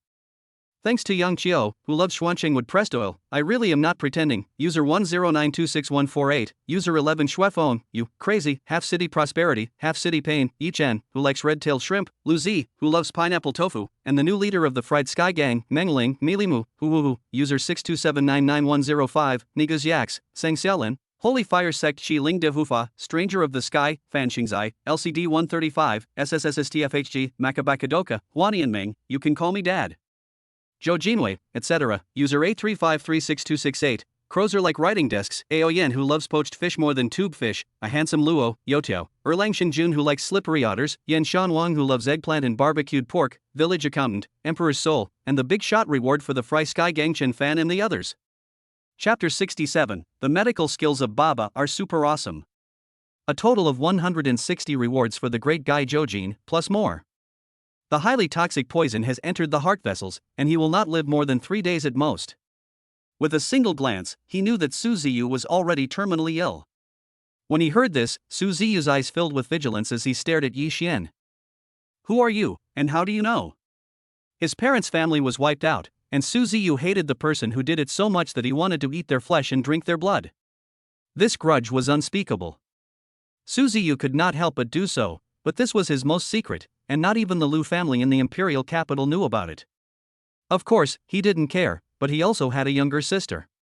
The reason he was hanging on was that, firstly, he was unwilling to die with a grudge in his heart without having avenged his great grudge, and secondly, he would leave his younger sister alone and helpless in the world. Yi Xian smiled slightly, looking up and down at Su Ziyu, who was hanging on for dear life and would not die for a while, and said in a flowing manner, Su Ziyu, 25 years old, the only son of the second-rate Su family in the imperial capital, is extremely talented in business. 6 months ago, he took charge of the family business and doubled the family's performance in just half a year, but he ignored the fact that when a tree grows too tall, it must be cut down. In the end, he was framed by the Liu family of the imperial capital with a poisonous scheme, and his parents were killed. The family collapsed, and the Su family's industry was taken over by the Liu family. Boom! Yi Xian's words made Su Ziyu tremble with shock, and Su Xiaoming also looked at the older boy in disbelief. It was unbelievable, or to be more precise, it was too detailed. You were sent by the Liu family. Su Ziyu's eyes were alert. This was the only possibility he could think of. He wanted to struggle to protect his sister, but he was too weak. He was poisoned to the heart and couldn't move a bit. Liu family? Upon hearing Su Ziyu's answer, Yi Xian was slightly startled, and then he smiled like the spring breeze. You're still a business prodigy, but you only have this much brain power. Do you think if someone from the Liu family found you, they would tell you this first? Su Ziyu. Upon hearing this, Su Ziyu fell silent. Yes, if the Liu family found him, how could they possibly waste time talking to him? They would kill him in the first instance to prevent him from returning to the fold. They understood perfectly well that if he did not die, the Liu family would face a major problem in the future, or even a catastrophe that would wipe out the world. Since he was not from the Liu family, he was an enemy of the Liu family. Su Ziyu thought about this, and the vigilance and hostility in his eyes also faded quite a bit. Tong Tong and Meng Meng saw their father scolding the pale older boy, and their eyes were full of the adoration of little fans. Daddy is so handsome. What do you want from me? Su Ziyu knew very well that the person in front of him had obviously come prepared, as he had so easily revealed his identity. And the fact that he had been able to find out about him was enough to show that the other person was no ordinary person. What puzzled him was that the person who had done all this would be someone younger than him. It's very simple. Su Ziyu is a smart person and doesn't beat around the bush. From now on, you will work for me. Su Ziyu. Work for you. Yi Xian's words made Su Ziyu flinch, and he immediately felt like he had heard the funniest joke in the world. Asking him to work for him, was he teasing him? Your Excellency is too flattering. You know that I will not live past 3 days, and yet you say such things? Su Ziyu's mouth corners were bitter, and his eyes were also filled with powerlessness. How could he bear to let his younger sister, who was only 6 or 7 years old, bear all this when he himself still wanted to live, and he still had a sea of blood feuds to avenge? Really? What if I can cure you? A calm voice came out, but it sounded like thunder in Su Ziyu's ears. The two little ones, Tong Tong and Meng Meng, watched the scene with interest, watching their almighty father show off. At this time, their father was super handsome. In their eyes, their father was the handsomest person in the world, without equal. The two little ones looked at their father proudly, completely like two little fans, loyal fans of their father. Seeing their father show off, they were several times sweeter than if they had eaten honey. Ha! Su Ziyu heard this and a sharp look flashed in his eyes, while Su Xiaoming, who was heartbroken, had a hopeful light shining in her big eyes. Really, big brother, you can cure my brother's poison. Su Xiaoming's big, wide eyes stared straight at her big brother in front of her, because she knew that if her brother's poison was cured, then her brother would be fine. Don't worry, little missy. My dad's medical skills are awesome. Before, Dad saved an old man who seemed to have had a sudden cerebral hemorrhage. The two little ones were not shy about bragging about Dad's glorious victories, which was what they usually liked to do the most. Su Xiaoming, who was listening, was slightly taken aback. Cerebral hemorrhage? What is that? However, Su Ziyu's pupils contracted. You saved someone who had a sudden cerebral hemorrhage. No wonder he was so surprised. After all, a sudden cerebral hemorrhage is something that happens to ordinary people. If they don't receive immediate treatment, the mortality rate is over 99.99%. It can be said that they are certain to die. And the fact that this person in front of him was able to cure a sudden cerebral hemorrhage also means that his medical skills have far surpassed the common perception. Perhaps, his own poison really can be cured. I only know a little about it. He smiled indifferently, as if it was nothing. Although it was just a matter of course for him, Su Ziyu didn't think so. If curing a sudden cerebral hemorrhage was just a little knowledge, then all the experts and professors in the world could really go home and farm. Ha! He let out a deep breath, and Su Ziyu's gaze became determined. Okay. I promise you, as long as you can detoxify me, my life will be yours from now on. Before dying, Su Ziyu decided to fight one more time. If he could really get rid of the poison, it would be a rebirth for him. In the future, you will be glad that you made this decision today. Yi Xian saw Su Ziyu's reaction in his eyes. Of course, he was not afraid that Su Ziyu would turn against him afterwards. If that really happened, he would personally let Su Ziyu know what it meant to be in a living hell. Now, I will detoxify you. As the voice fell, Su Ziyu had not yet reacted, and more than 10 golden needles had already been precisely inserted into Su Ziyu's acupoints all over his body, and this was only the beginning. Then, golden light flashed, and the shadows of hands were fast as ghosts. In a short while, there were already hundreds of golden needles all over Su Ziyu's body. If Master Zhou were here, he would definitely be greatly shocked. Because Yi Xian was using another long-lost acupuncture technique at the moment, one that was even rarer than the 13 demons' needles, called the golden needles passing through the acupoints. The so-called golden needles passing through the acupoints is to use a specific technique, strength, and almost strict control of accuracy and speed, to apply needles 136 times in the blink of an eye, and it must be done all within 3 seconds, otherwise the person being treated will surely die from the reversal of qi and blood flow. Of course, the efficacy is equivalent to the risk. Not only can it expel all poisons, but in the later stages, it can also form a certain degree of resistance to various poisons. Nowadays, the medical profession knows that golden needle acupuncture is a lost acupressure technique, but they don't know the extent of its dangers. At the time of its fame, golden needle acupuncture was classified as a taboo acupuncture technique by its holders, and it was not to be used unless absolutely necessary. Of course, the risk of this is completely non-existent for Yi Xian. After all, he is a medical genius, and he can easily do the acupuncture points with just a needle. 10 minutes later, after consuming 2 drops of peach blossom immortal brew, Yi Xian completed the acupuncture points with golden needles for Su Ziyu. Just as all 136 golden needles left, Su Ziyu, who was lying on the cardboard, sat up straight with unknown strength, and a mouthful of blood sprayed out and splashed onto the ground, followed by a zizi sound. Even the ground was corroded to create a small pit. Cough. As the poisonous blood was expelled from his body, Su Ziyu immediately felt that his breathing had become much easier. Even his face flushed a little, and his lips were no longer black and purple. Su Ziyu, as the person involved, experienced it most obviously, and excitement flashed in his eyes. This is my poison. For the first time, Su Ziyu's eyes shone with the brilliance of the past, obviously realizing something. As you can feel, your poison has been cured. Su Zai clenched his hands and felt the strength in them for the first time. Really, it's cured. Brother, you're fine. Oh. Su Xiaoming, who was standing nearby, saw her brother get up from the cardboard and tears fell down her face. No one knew how worried and scared she had been these past few days. Little sister, I told you that Daddy's medical skills are amazing. Daddy is super awesome. Tong Tong and Meng Meng saw Daddy heal the little girl's brother in a few seconds, and their eyes were full of admiration. They knew that Daddy could definitely do it. Ding! Congratulations to the host for redeeming 12 buildings in the high-end Yudu Xingfu residential area, which cost the host 5,000 Daddy points. Long before, Yi Xian had his eye on the exchange of the high-end Yudu Xingfu residential complex in the System Mall. The reason for exchanging 12 buildings in one go was that if you exchanged one building alone, it would cost 500 daddy points, and 10 buildings would cost 5,000 daddy points. Now 12 buildings only cost 5,000 daddy points, which means that exchanging 12 buildings gets you 2 more buildings. How could Yi Xian miss such a good deal? Although after deducting 5,000 points of daddy points, there are only a little over 1,000 points left, it was all worth it. You have to know that each floor of Yudu Xingfu is 30 stories, with 2 households on each floor, which is a total of 60 households.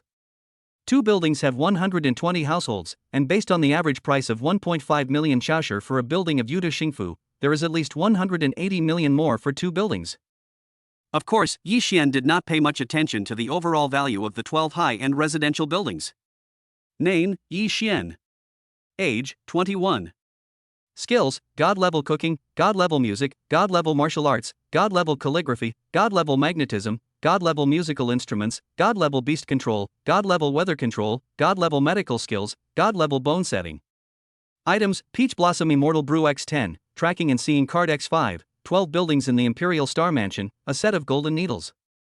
Passive skills, Charismatic Aura. Daddy value, 1364.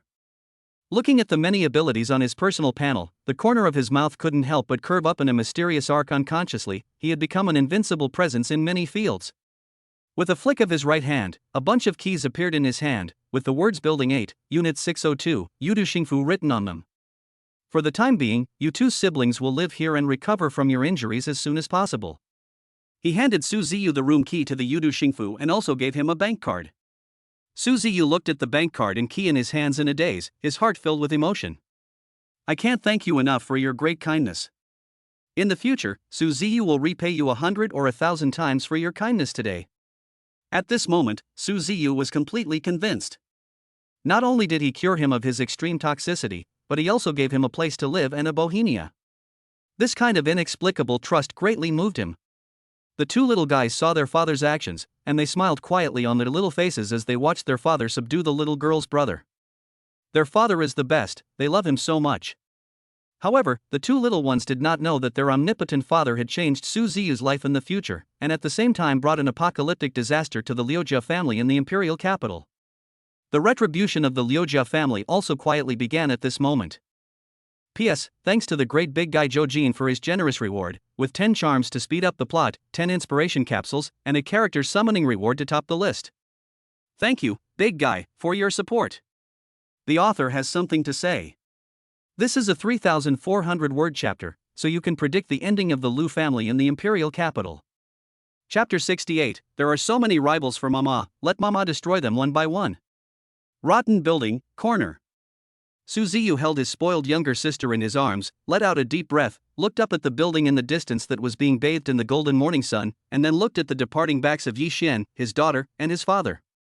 Yi Xiao, Ziyu will not let you down. Fists clenched, it was only just now that Su Ziyu learned Yi Xian's name, and respectfully called him Yi Xiao. He vowed secretly that Yi Xiao had given him a new life, and he would spend his entire life repaying Yi Xiao. Not only to repay him for saving his life, but also for giving his sister a different future, because he understood very well what would await his sister if he died. Because he knows this deeply, he is even more grateful to Yi Xian. He is afraid that he can never repay his kindness in his entire life. The brother and sister hugged each other for a long time before letting go. Su Ziyu looked at his sister with solemnity in his eyes and said, Meng, you must remember that Yi Xian is our family's greatest benefactor. No matter what happens in the future, you must never do anything that is detrimental to Yi Xian, understand? Su Ziyu said to his younger sister, in the future, what I fear most is that Yi Xiao and my sister may have conflicts. Although the probability of this is very small, I must explain to my sister that Yi Xiao has done the Su family and their siblings an immeasurable favor, and they must never do anything to harm Yi Xiao, not even the slightest thing. Su Xiaoming nodded her head heavily, like a little chicken pecking rice. Big brother saved brother, that is Xiaoming's lifelong benefactor. After a while, Su Xiaoming withdrew her gaze and looked at her brother. Brother, what should we do now? After experiencing the family's misfortune, Su Xiaoming seemed to have grown up a lot. She asked with concern. Seeing her sister like this, Su Ziyu let out a long sigh, but did not hide it from her sister. Wait for Yi Xiao's next order, and then. I want the Liujia family in the imperial capital to pay 1,000 times, 10,000 times the price for what they have done. Woof. Back in the car, Xiao Xianba barked as soon as Yi Xian opened the door. Master. Young master. Yi Xian smiled slightly when he understood what Xiao Xianba was trying to say. Then Xiao Xianba ran into the arms of the two little ones and played with Tong Tong and Meng Meng. Now Xiao Xianba is a little bigger than when he was first bought, and Yi Xian has even given him several acupuncture treatments, using no less than 5 drops of peach blossom elixir alone. Xiao Xianba will be the two little ones' personal protection in the future, so how could Yi Xian not care about him? Hee, did Xiao Xianba miss us? Tong Tong's delicate little hands stroked the soft, fluffy fur of Xiao Xianba, which felt so good. This was her favorite thing to do, especially stroking Xiao Xianba's cute little head. Xiao Xianba, Daddy was so awesome just now, did you know? Meng Meng chattered away, telling Xiao Xianba about Daddy's glorious victory, regardless of whether Xiao Xianba could understand. Oh. Listening to the words of his two young masters, Xiao Tianba responded with a woof, and various expressions of human-like surprise, confusion, and so on appeared on his face. If an outsider saw this scene, they would definitely be shocked. Xiao Tianba here was exactly the same as a fully formed spirit. Daddy, will we meet the little lady again?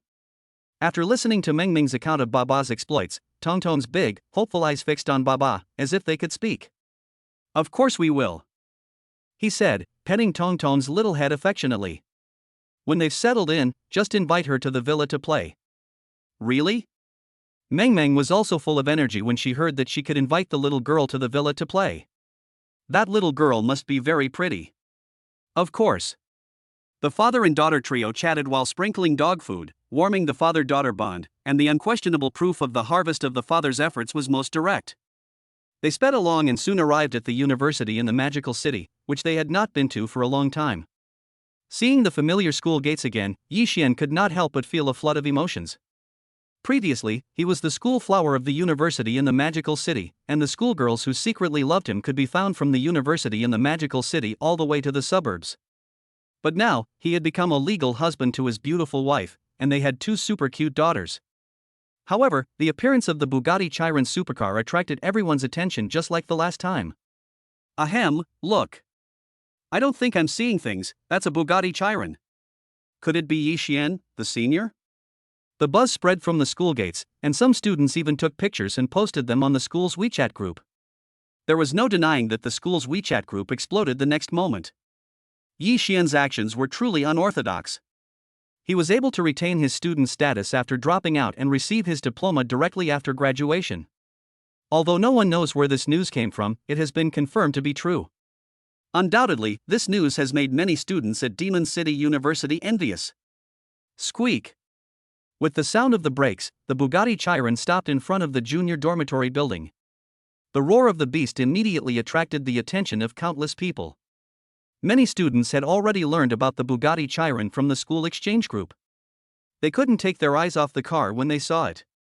The girls at the Demon City University, in particular, had anticipation in their eyes. They opened the door and got out of the car.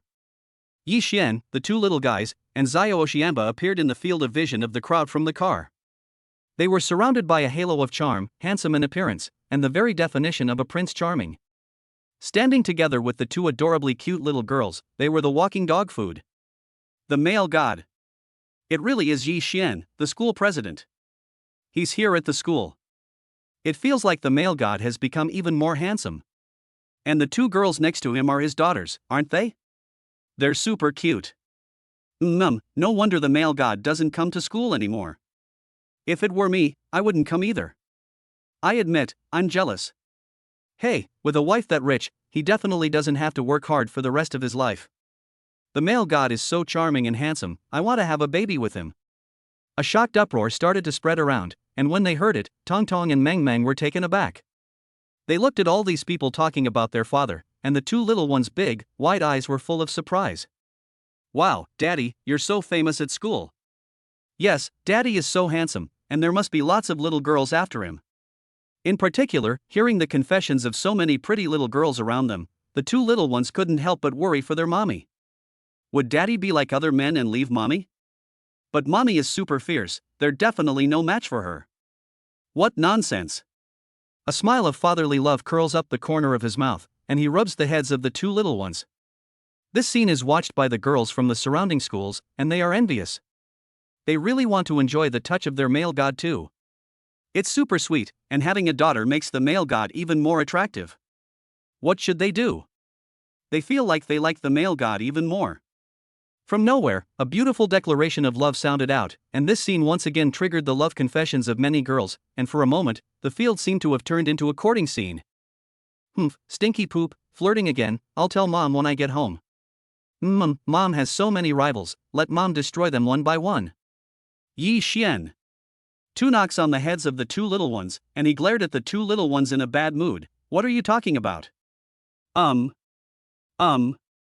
Daddy, you're knocking our heads, you're a bad daddy.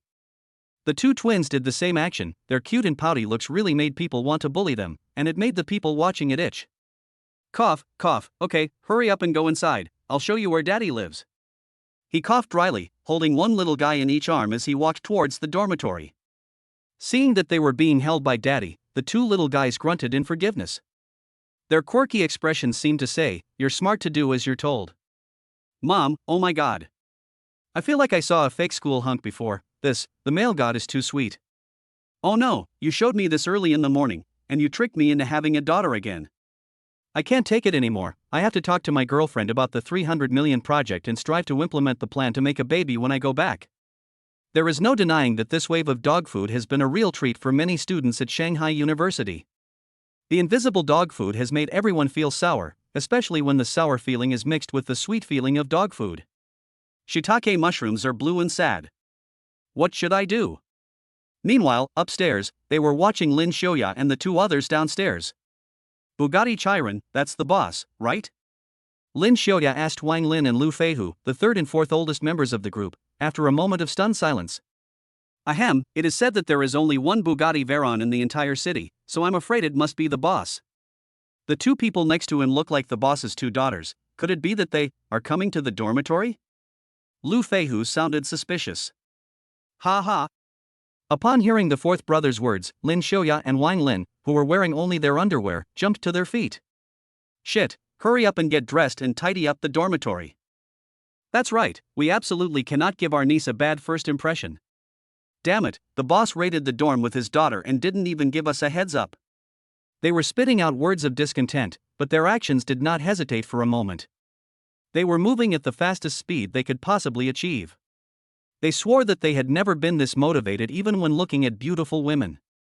For a while, the dormitory trio began a rapid cleaning operation that made the sky darken and the earth turn black. Chapter 69. Sure enough, none of the three uncles are as handsome as our dad. In the dormitory. The door creaked open, and Yi Xian led a little guy into the dormitory. As expected, the sight that greeted him was Lin Xiaoya's three people's highly efficient cleaning battle record. The bedding was neat, the toothbrushes and shoes were in the same direction, and the table under the bed was very tidy. The books were all next to each other. If you didn't know, you would think this was a dormitory with good self-discipline. If Yi Xian hadn't lived here for more than 2 years, he would have been fooled. I didn't introduce you last time in a hurry, so I'll call you Tong Tong and Meng Meng. He petted the heads of the two little ones. This is your Uncle Lin, this is Uncle Wang, and this is your Uncle Lu. Hello, Uncle Lin, hello, Uncle Wang, hello, Uncle Lu. The sweet and obedient voices made the three of them feel indescribably comfortable. Is this the boss's daughter? She's so charming. Okay, I'm your uncle, and your father is my boss. Lin Xiaoya, who ranked second after Yi Xian, beamed a smile that was almost like the wolf's. You go away, second one.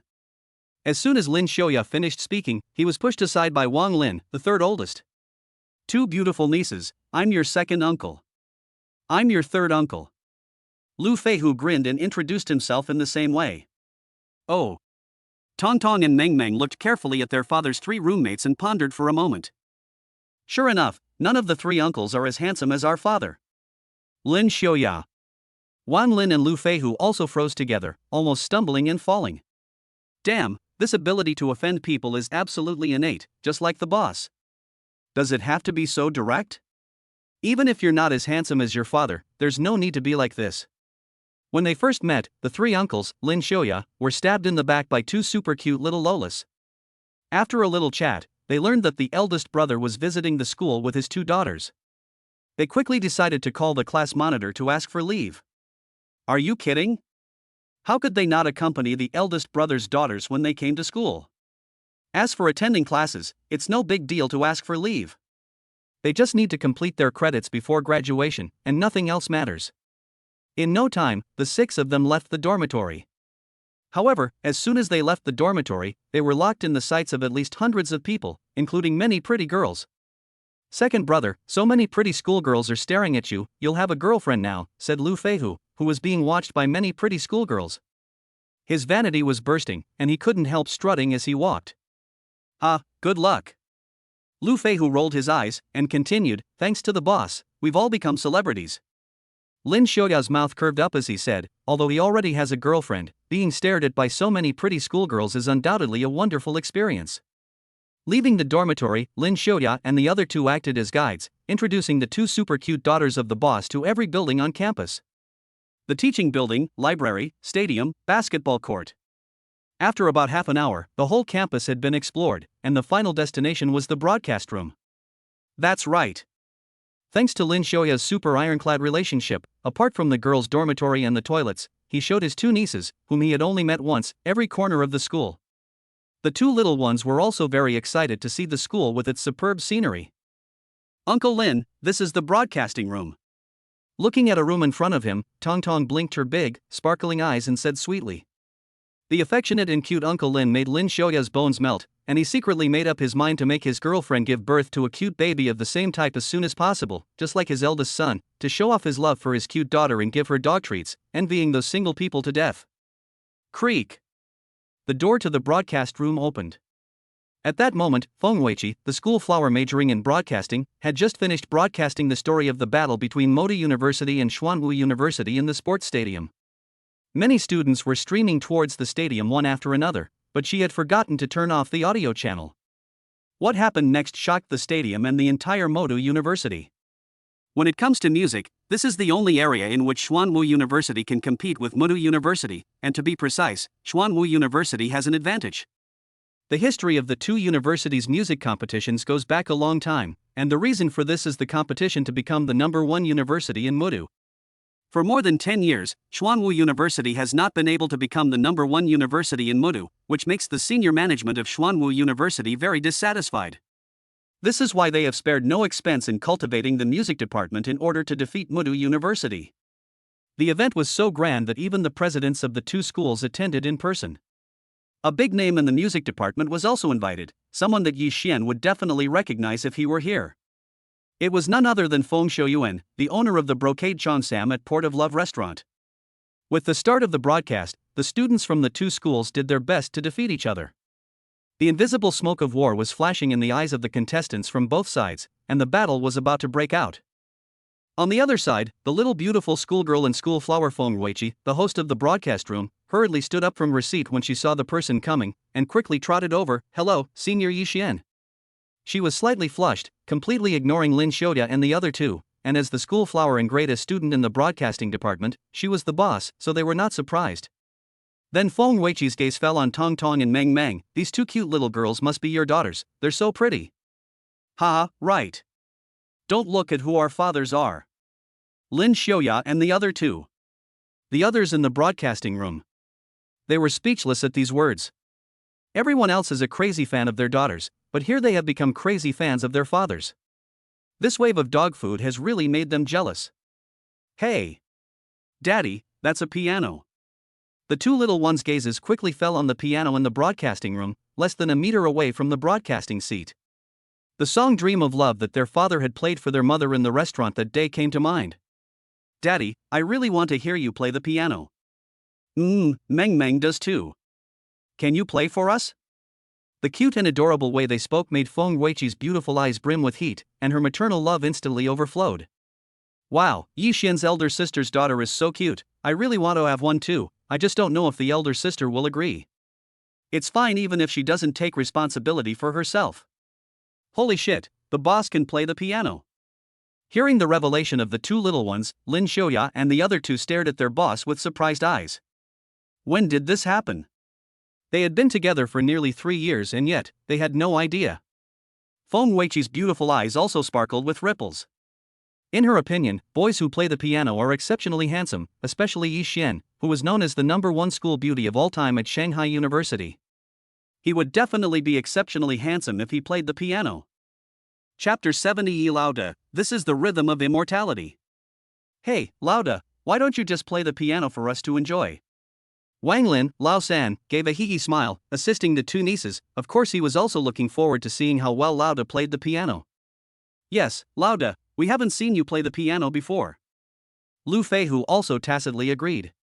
He, Daddy, play a song for us. The two little guys yelled again in a voice that was almost like a spoiled child begging to hear their father play the piano, because their father really played the piano super well. You two little guys. Seeing the expectant and spoiled looks on the two little guys' faces, he petted the top of their heads affectionately. Okay, I'll play for my two little troublemakers. The three Lin Xiaoya and the group of Feng Weiqi's fellow broadcast room students were taken aback by the voice of the fatherly affection, which was full of magnetism. In particular, the beautiful eyes of Feng Weiqi and the others twinkled. If the male god were to treat them so affectionately alone at night, they would really laugh in their dreams. The term little grinders really made people's scalps tingle. He, Daddy is the best. Kiss from Daddy. The two little ones, Tong Tong and Meng Meng, couldn't get enough of it. They gave Daddy a big kiss on the cheek. They looked so cute that Feng Weiqi, the school beauty, and the others couldn't help liking them. The invisible dog food was in everyone's mouth at this moment. It was so sweet and delicious, but it was really delicious. Cough cough. Boss, if you don't play, we're going to die from the dog food. Lin Xiaoya glared at his boss with resentment. This is not fair. Is this the rhythm of cheating him into having a daughter with his girlfriend? Boss, you're showing off your affection for your niece, but can you consider the feelings of a single guy like me? Lu Feihu's envy was really palpable. He really wanted to do something about it, but he still didn't have a girlfriend. He. Hearing their father's three roommates' words, the two little guys giggled and laughed. They looked so innocent and cute that Feng Weiqi and the other girls really wanted to rush over and give the two little guys a warm hug. Mom, they're super cute. I want a daughter like that so badly. What should I do? Super envious. Under the sweet and cute behavior of the two little ones, Yi Xian came to the piano, placed his hands on it, and the broadcast room fell into silence. Meanwhile, on the other side of the music competition.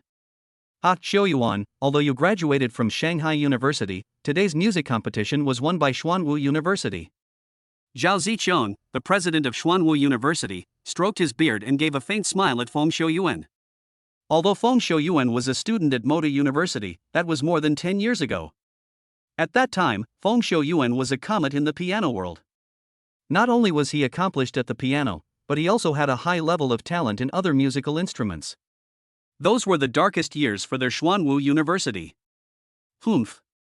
If Xiaoyuan were still at our Moda University, you old man would have the guts to say that.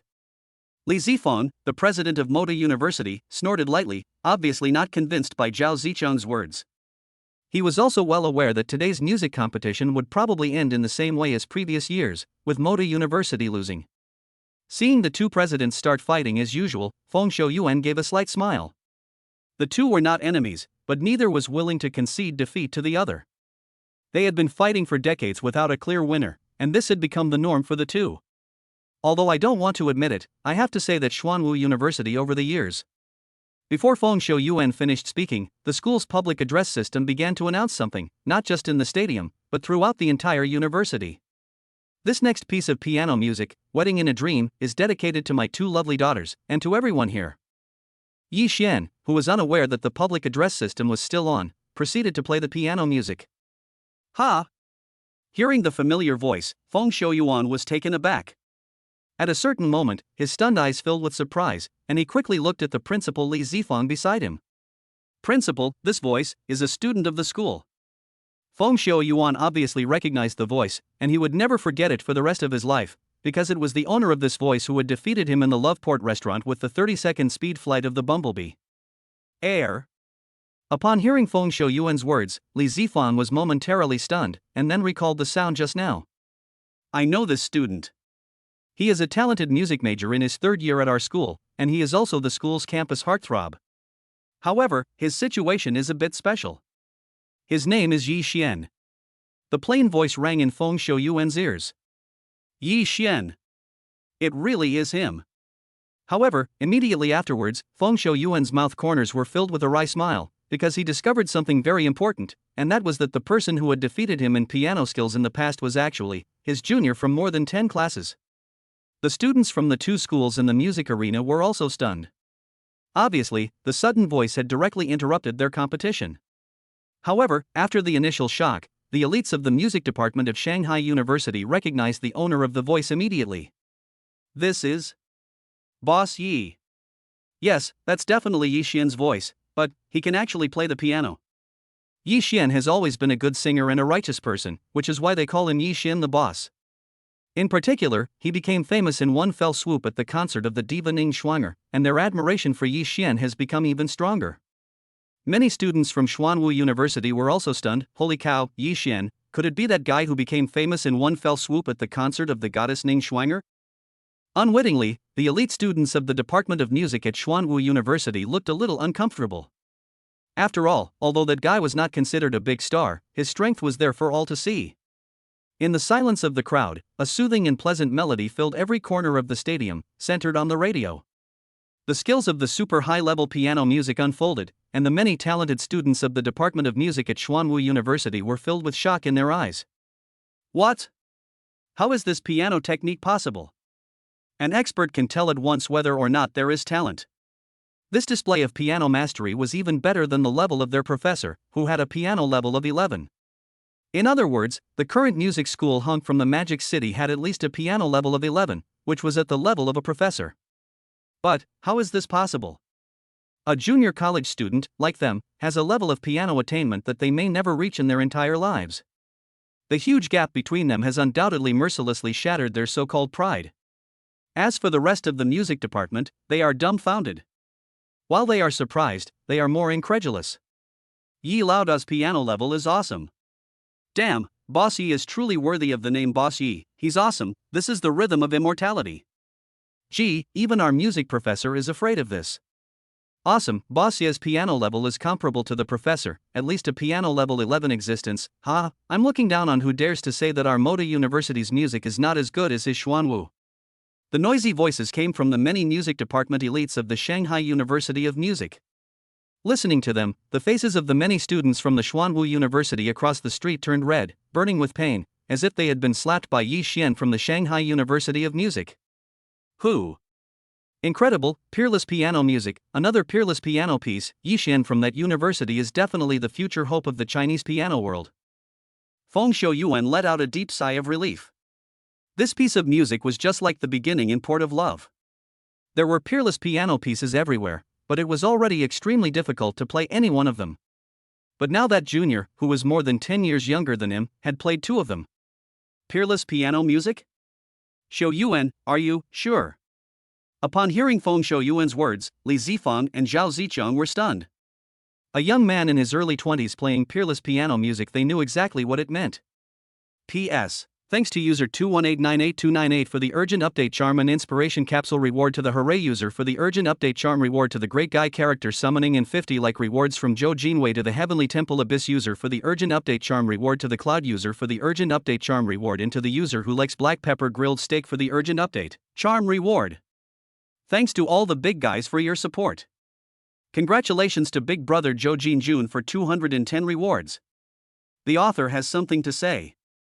Thanks to Legend of Jiangnan Cloth, Waste Palace who loves milk popsicles, Gangjing number 3, Xiaogu who loves Doshan soup, Nashoshan's weeping netherworld, Holy Fire Sex Arch Defender Qiling, Yichen who likes red-tailed shrimp, Dreaming, Hui, the new leader of the Fried Sky Gang, Hongmeng Dizuan, user 2189828, BLLYSM, user 931886884, Ho Ho Ho, 2 Baby Daddy, user 32070241, Zhou Jinwei, Fried Sky Gang Carefree Bale, user 145096333, love to let go of impetuosity, like purple flower root.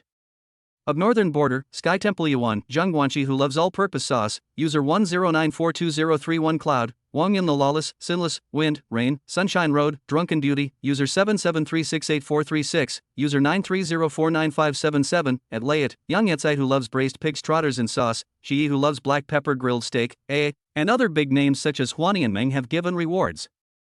Chapter 71, My goodness, that kid's piano skills are so impressive. Of course. Li Zifeng was suspicious, while Feng Shouyuan was slightly bitter. He had heard piano music of the same level before, and he still remembered the name, Dream of Love. A soothing, evocative and heartwarming piano piece filled the stadium and every corner of the university. Many students couldn't help but stare in amazement at the radio speakers. The only thought on their minds was that their school's most popular guy, Yi Xian, could also play the piano, and what's more, he was very good at it. Half a minute. 1 minute. 2 minutes. The entire stadium and every corner of the University of Magic were silent, with only the mesmerizing sounds of wedding in a dream relaxing the hearts and minds of the crowd, and the entrancing piano sounds lingering on. Both the piano music and the playing skills had reached a transcendent level, causing the crowd to be lost in the charm of the piano music at this moment and unable to extricate themselves. They could not imagine at all that the familiar piano music could produce such an effect. As Feng Shouyuan listened to the piano music, he couldn't help but sigh with emotion. No wonder Zia is the one who has defeated me in piano skills. Such piano skills are truly extraordinary. Defeated in piano skills, what did you say?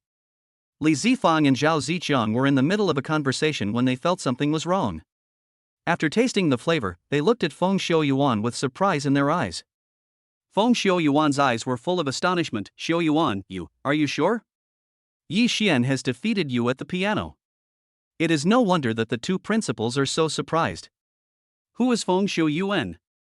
He is the person with the highest achievements in musical instruments in the history of Shanghai, and even the person with the highest achievements in the whole of Shanghai. He has won more than 80 awards over the past 10 years, and each one is of extremely high value. It is hard to imagine that such a musical genius could be defeated, and that the person who defeated him was still a young man in his early 20s. How could it be wrong? Feng Shouyuan shook his head bitterly and then continued, I once had a chance encounter with this younger student Yi Xian, who is more than 10 years younger than me. At the time, in my friend's restaurant, he played a peerless piano piece, Dream of Love. At that time, I also had a piano duel with him, and I lost a brocade cheongsam as a result. Looking back, Feng Shouyuan is still full of emotion. He still vividly remembers what happened that day, and without hiding it, he spoke of his biggest failure since becoming famous. However, Feng Shouyuan's words sounded like thunder to the two principals' ears, and their minds were bombarded. Feng Shouyuan lost a piano duel? How could that be? And for that, he lost a cloud brocade cheongsam, which was a well-deserved luxury. That kid, his piano skills are that high. Xuanwu University President Zhao Ziqiang's eyes were full of disbelief. Undeniably, he couldn't accept this. Today's Feng Shouyuan is a level 12 piano virtuoso, and he is at the pinnacle of level 12. If that kid from Shanghai University can defeat Feng Shouyuan, doesn't that mean his piano skills are at least at the pinnacle of level 12 as well? This is terrifying.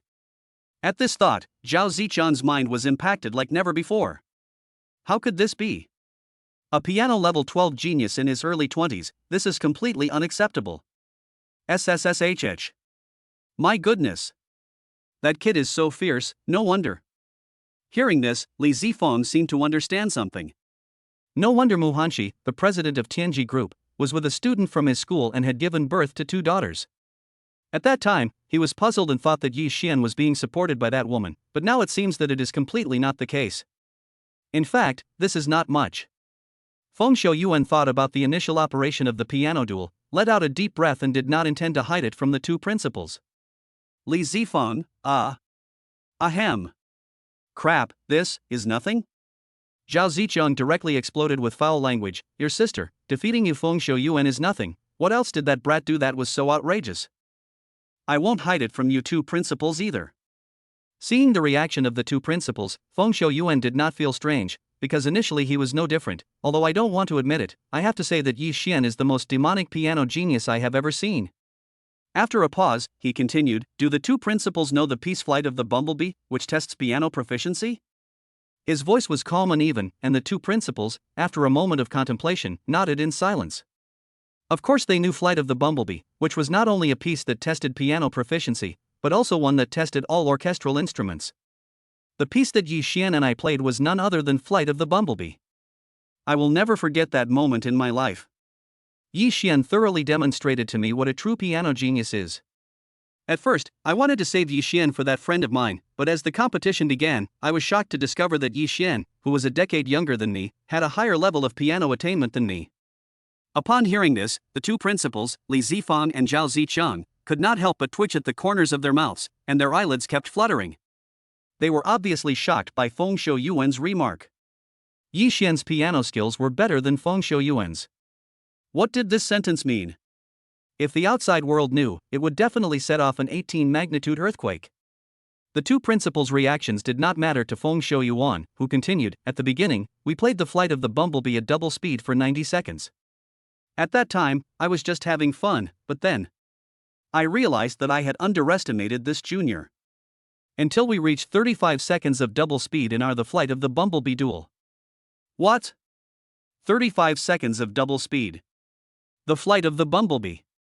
Zhao Zicheng's shocked voice came out, his eyes full of disbelief, because he knew very well that Feng Shouyuan's piano attainment would be 35 seconds at the fastest. That kid played it back. Zhao Zicheng's eyes stared straight at Feng Shouyuan, not moving for a moment, and he was on full alert, not missing a single word that followed, because every word Feng Shouyuan said was particularly important. Popped up? Not only that. Feng Shouyuan took a deep breath. The scene from that day was still fresh in his memory. I said it, and the two principals probably didn't believe it, and even I at the time didn't dare to believe it. Do you know what my junior Yi Xian did? He literally popped up the swallow flies and sprang to 30x speed. Feeling like it wasn't enough, he continued to express his emotions, 30x speed. Even if I use up my entire life, I'm afraid I won't be able to do it. It was only after witnessing Yi Xian's 30-second speed playing of The Flight of the Bumblebee that I believed what my teacher said about China being a land full of hidden dragons and tigers, with countless geniuses. There are always people better than you, and there are always heavens beyond the heavens. You can't reach it in your entire life? 30-second speed playing of The Flight of the Bumblebee? The two principals looked at each other, and both saw the utmost shock in each other's eyes. My goodness, that little guy, is that good? P.S. I really want to keep a low profile, but my strength won't allow it. It's too hard for me. The author has something to say. Guys, guess how fast Yi Laoda's hands are? Chapter 72, Bababa. Awesome, so charming. A sports stadium, a music battle scene. The two principals were shaken to their core like never before. Feng Shouyuan's words were like a barrage of bombs, destroying their minds. What did they hear? To be honest, if it weren't broad daylight, they would have thought they were dreaming. No, they couldn't even dream of such a scene that would shake them to their core. What the heck, holy cow! A 30-second speed version of The Flight of the Bumblebee? This is terrifying. Feng Shouyuan's personal best is 35 seconds, and even so, he is already a famous figure on the international stage. If they remember correctly, the current international record for Flight of the Bumblebee is only 33 seconds. In other words, Yi Xian's move has directly broken the world record and pushed it to the terrifying existence of 30 seconds. It is 3 seconds faster than the current record, and if this gets out, it will definitely cause a sensation in the entire piano world. The peerless piano piece Wedding in a Dream remains the same, but the mentality of the two principals has completely changed. Are you kidding? If they can remain calm after learning about Yi Xian's piano accomplishments and achievements, that would be really strange. Who? Principals, please keep this confidential. Although Yi Xian didn't say anything, I feel that he doesn't like to be in the spotlight. Li Zifang. Zhao Zicheng. Doesn't like to be in the limelight? What the heck, hasn't that kid been in the limelight enough already? But on second thought, Feng Shouyuan is not without reason. If Yi Xian wanted to be in the limelight, he could have entered the music industry, but he didn't. Everyone has their own aspirations, I can understand, Zhao Zicheng said in a deep voice. Such a piano genius, if he can't let more people know, it would really be a great loss. After all, at a certain moment, the music ended and everyone was silent. Although the piano music had ended, the stadium and the entire Shanghai University were still immersed in the beautiful reverie of Wedding in a Dream and unable to extricate themselves. The charm of the instrument was now brought to the extreme by Yi Xian. Unsurprisingly, students all over Shanghai University were blown away. SSSSS. This is piano music.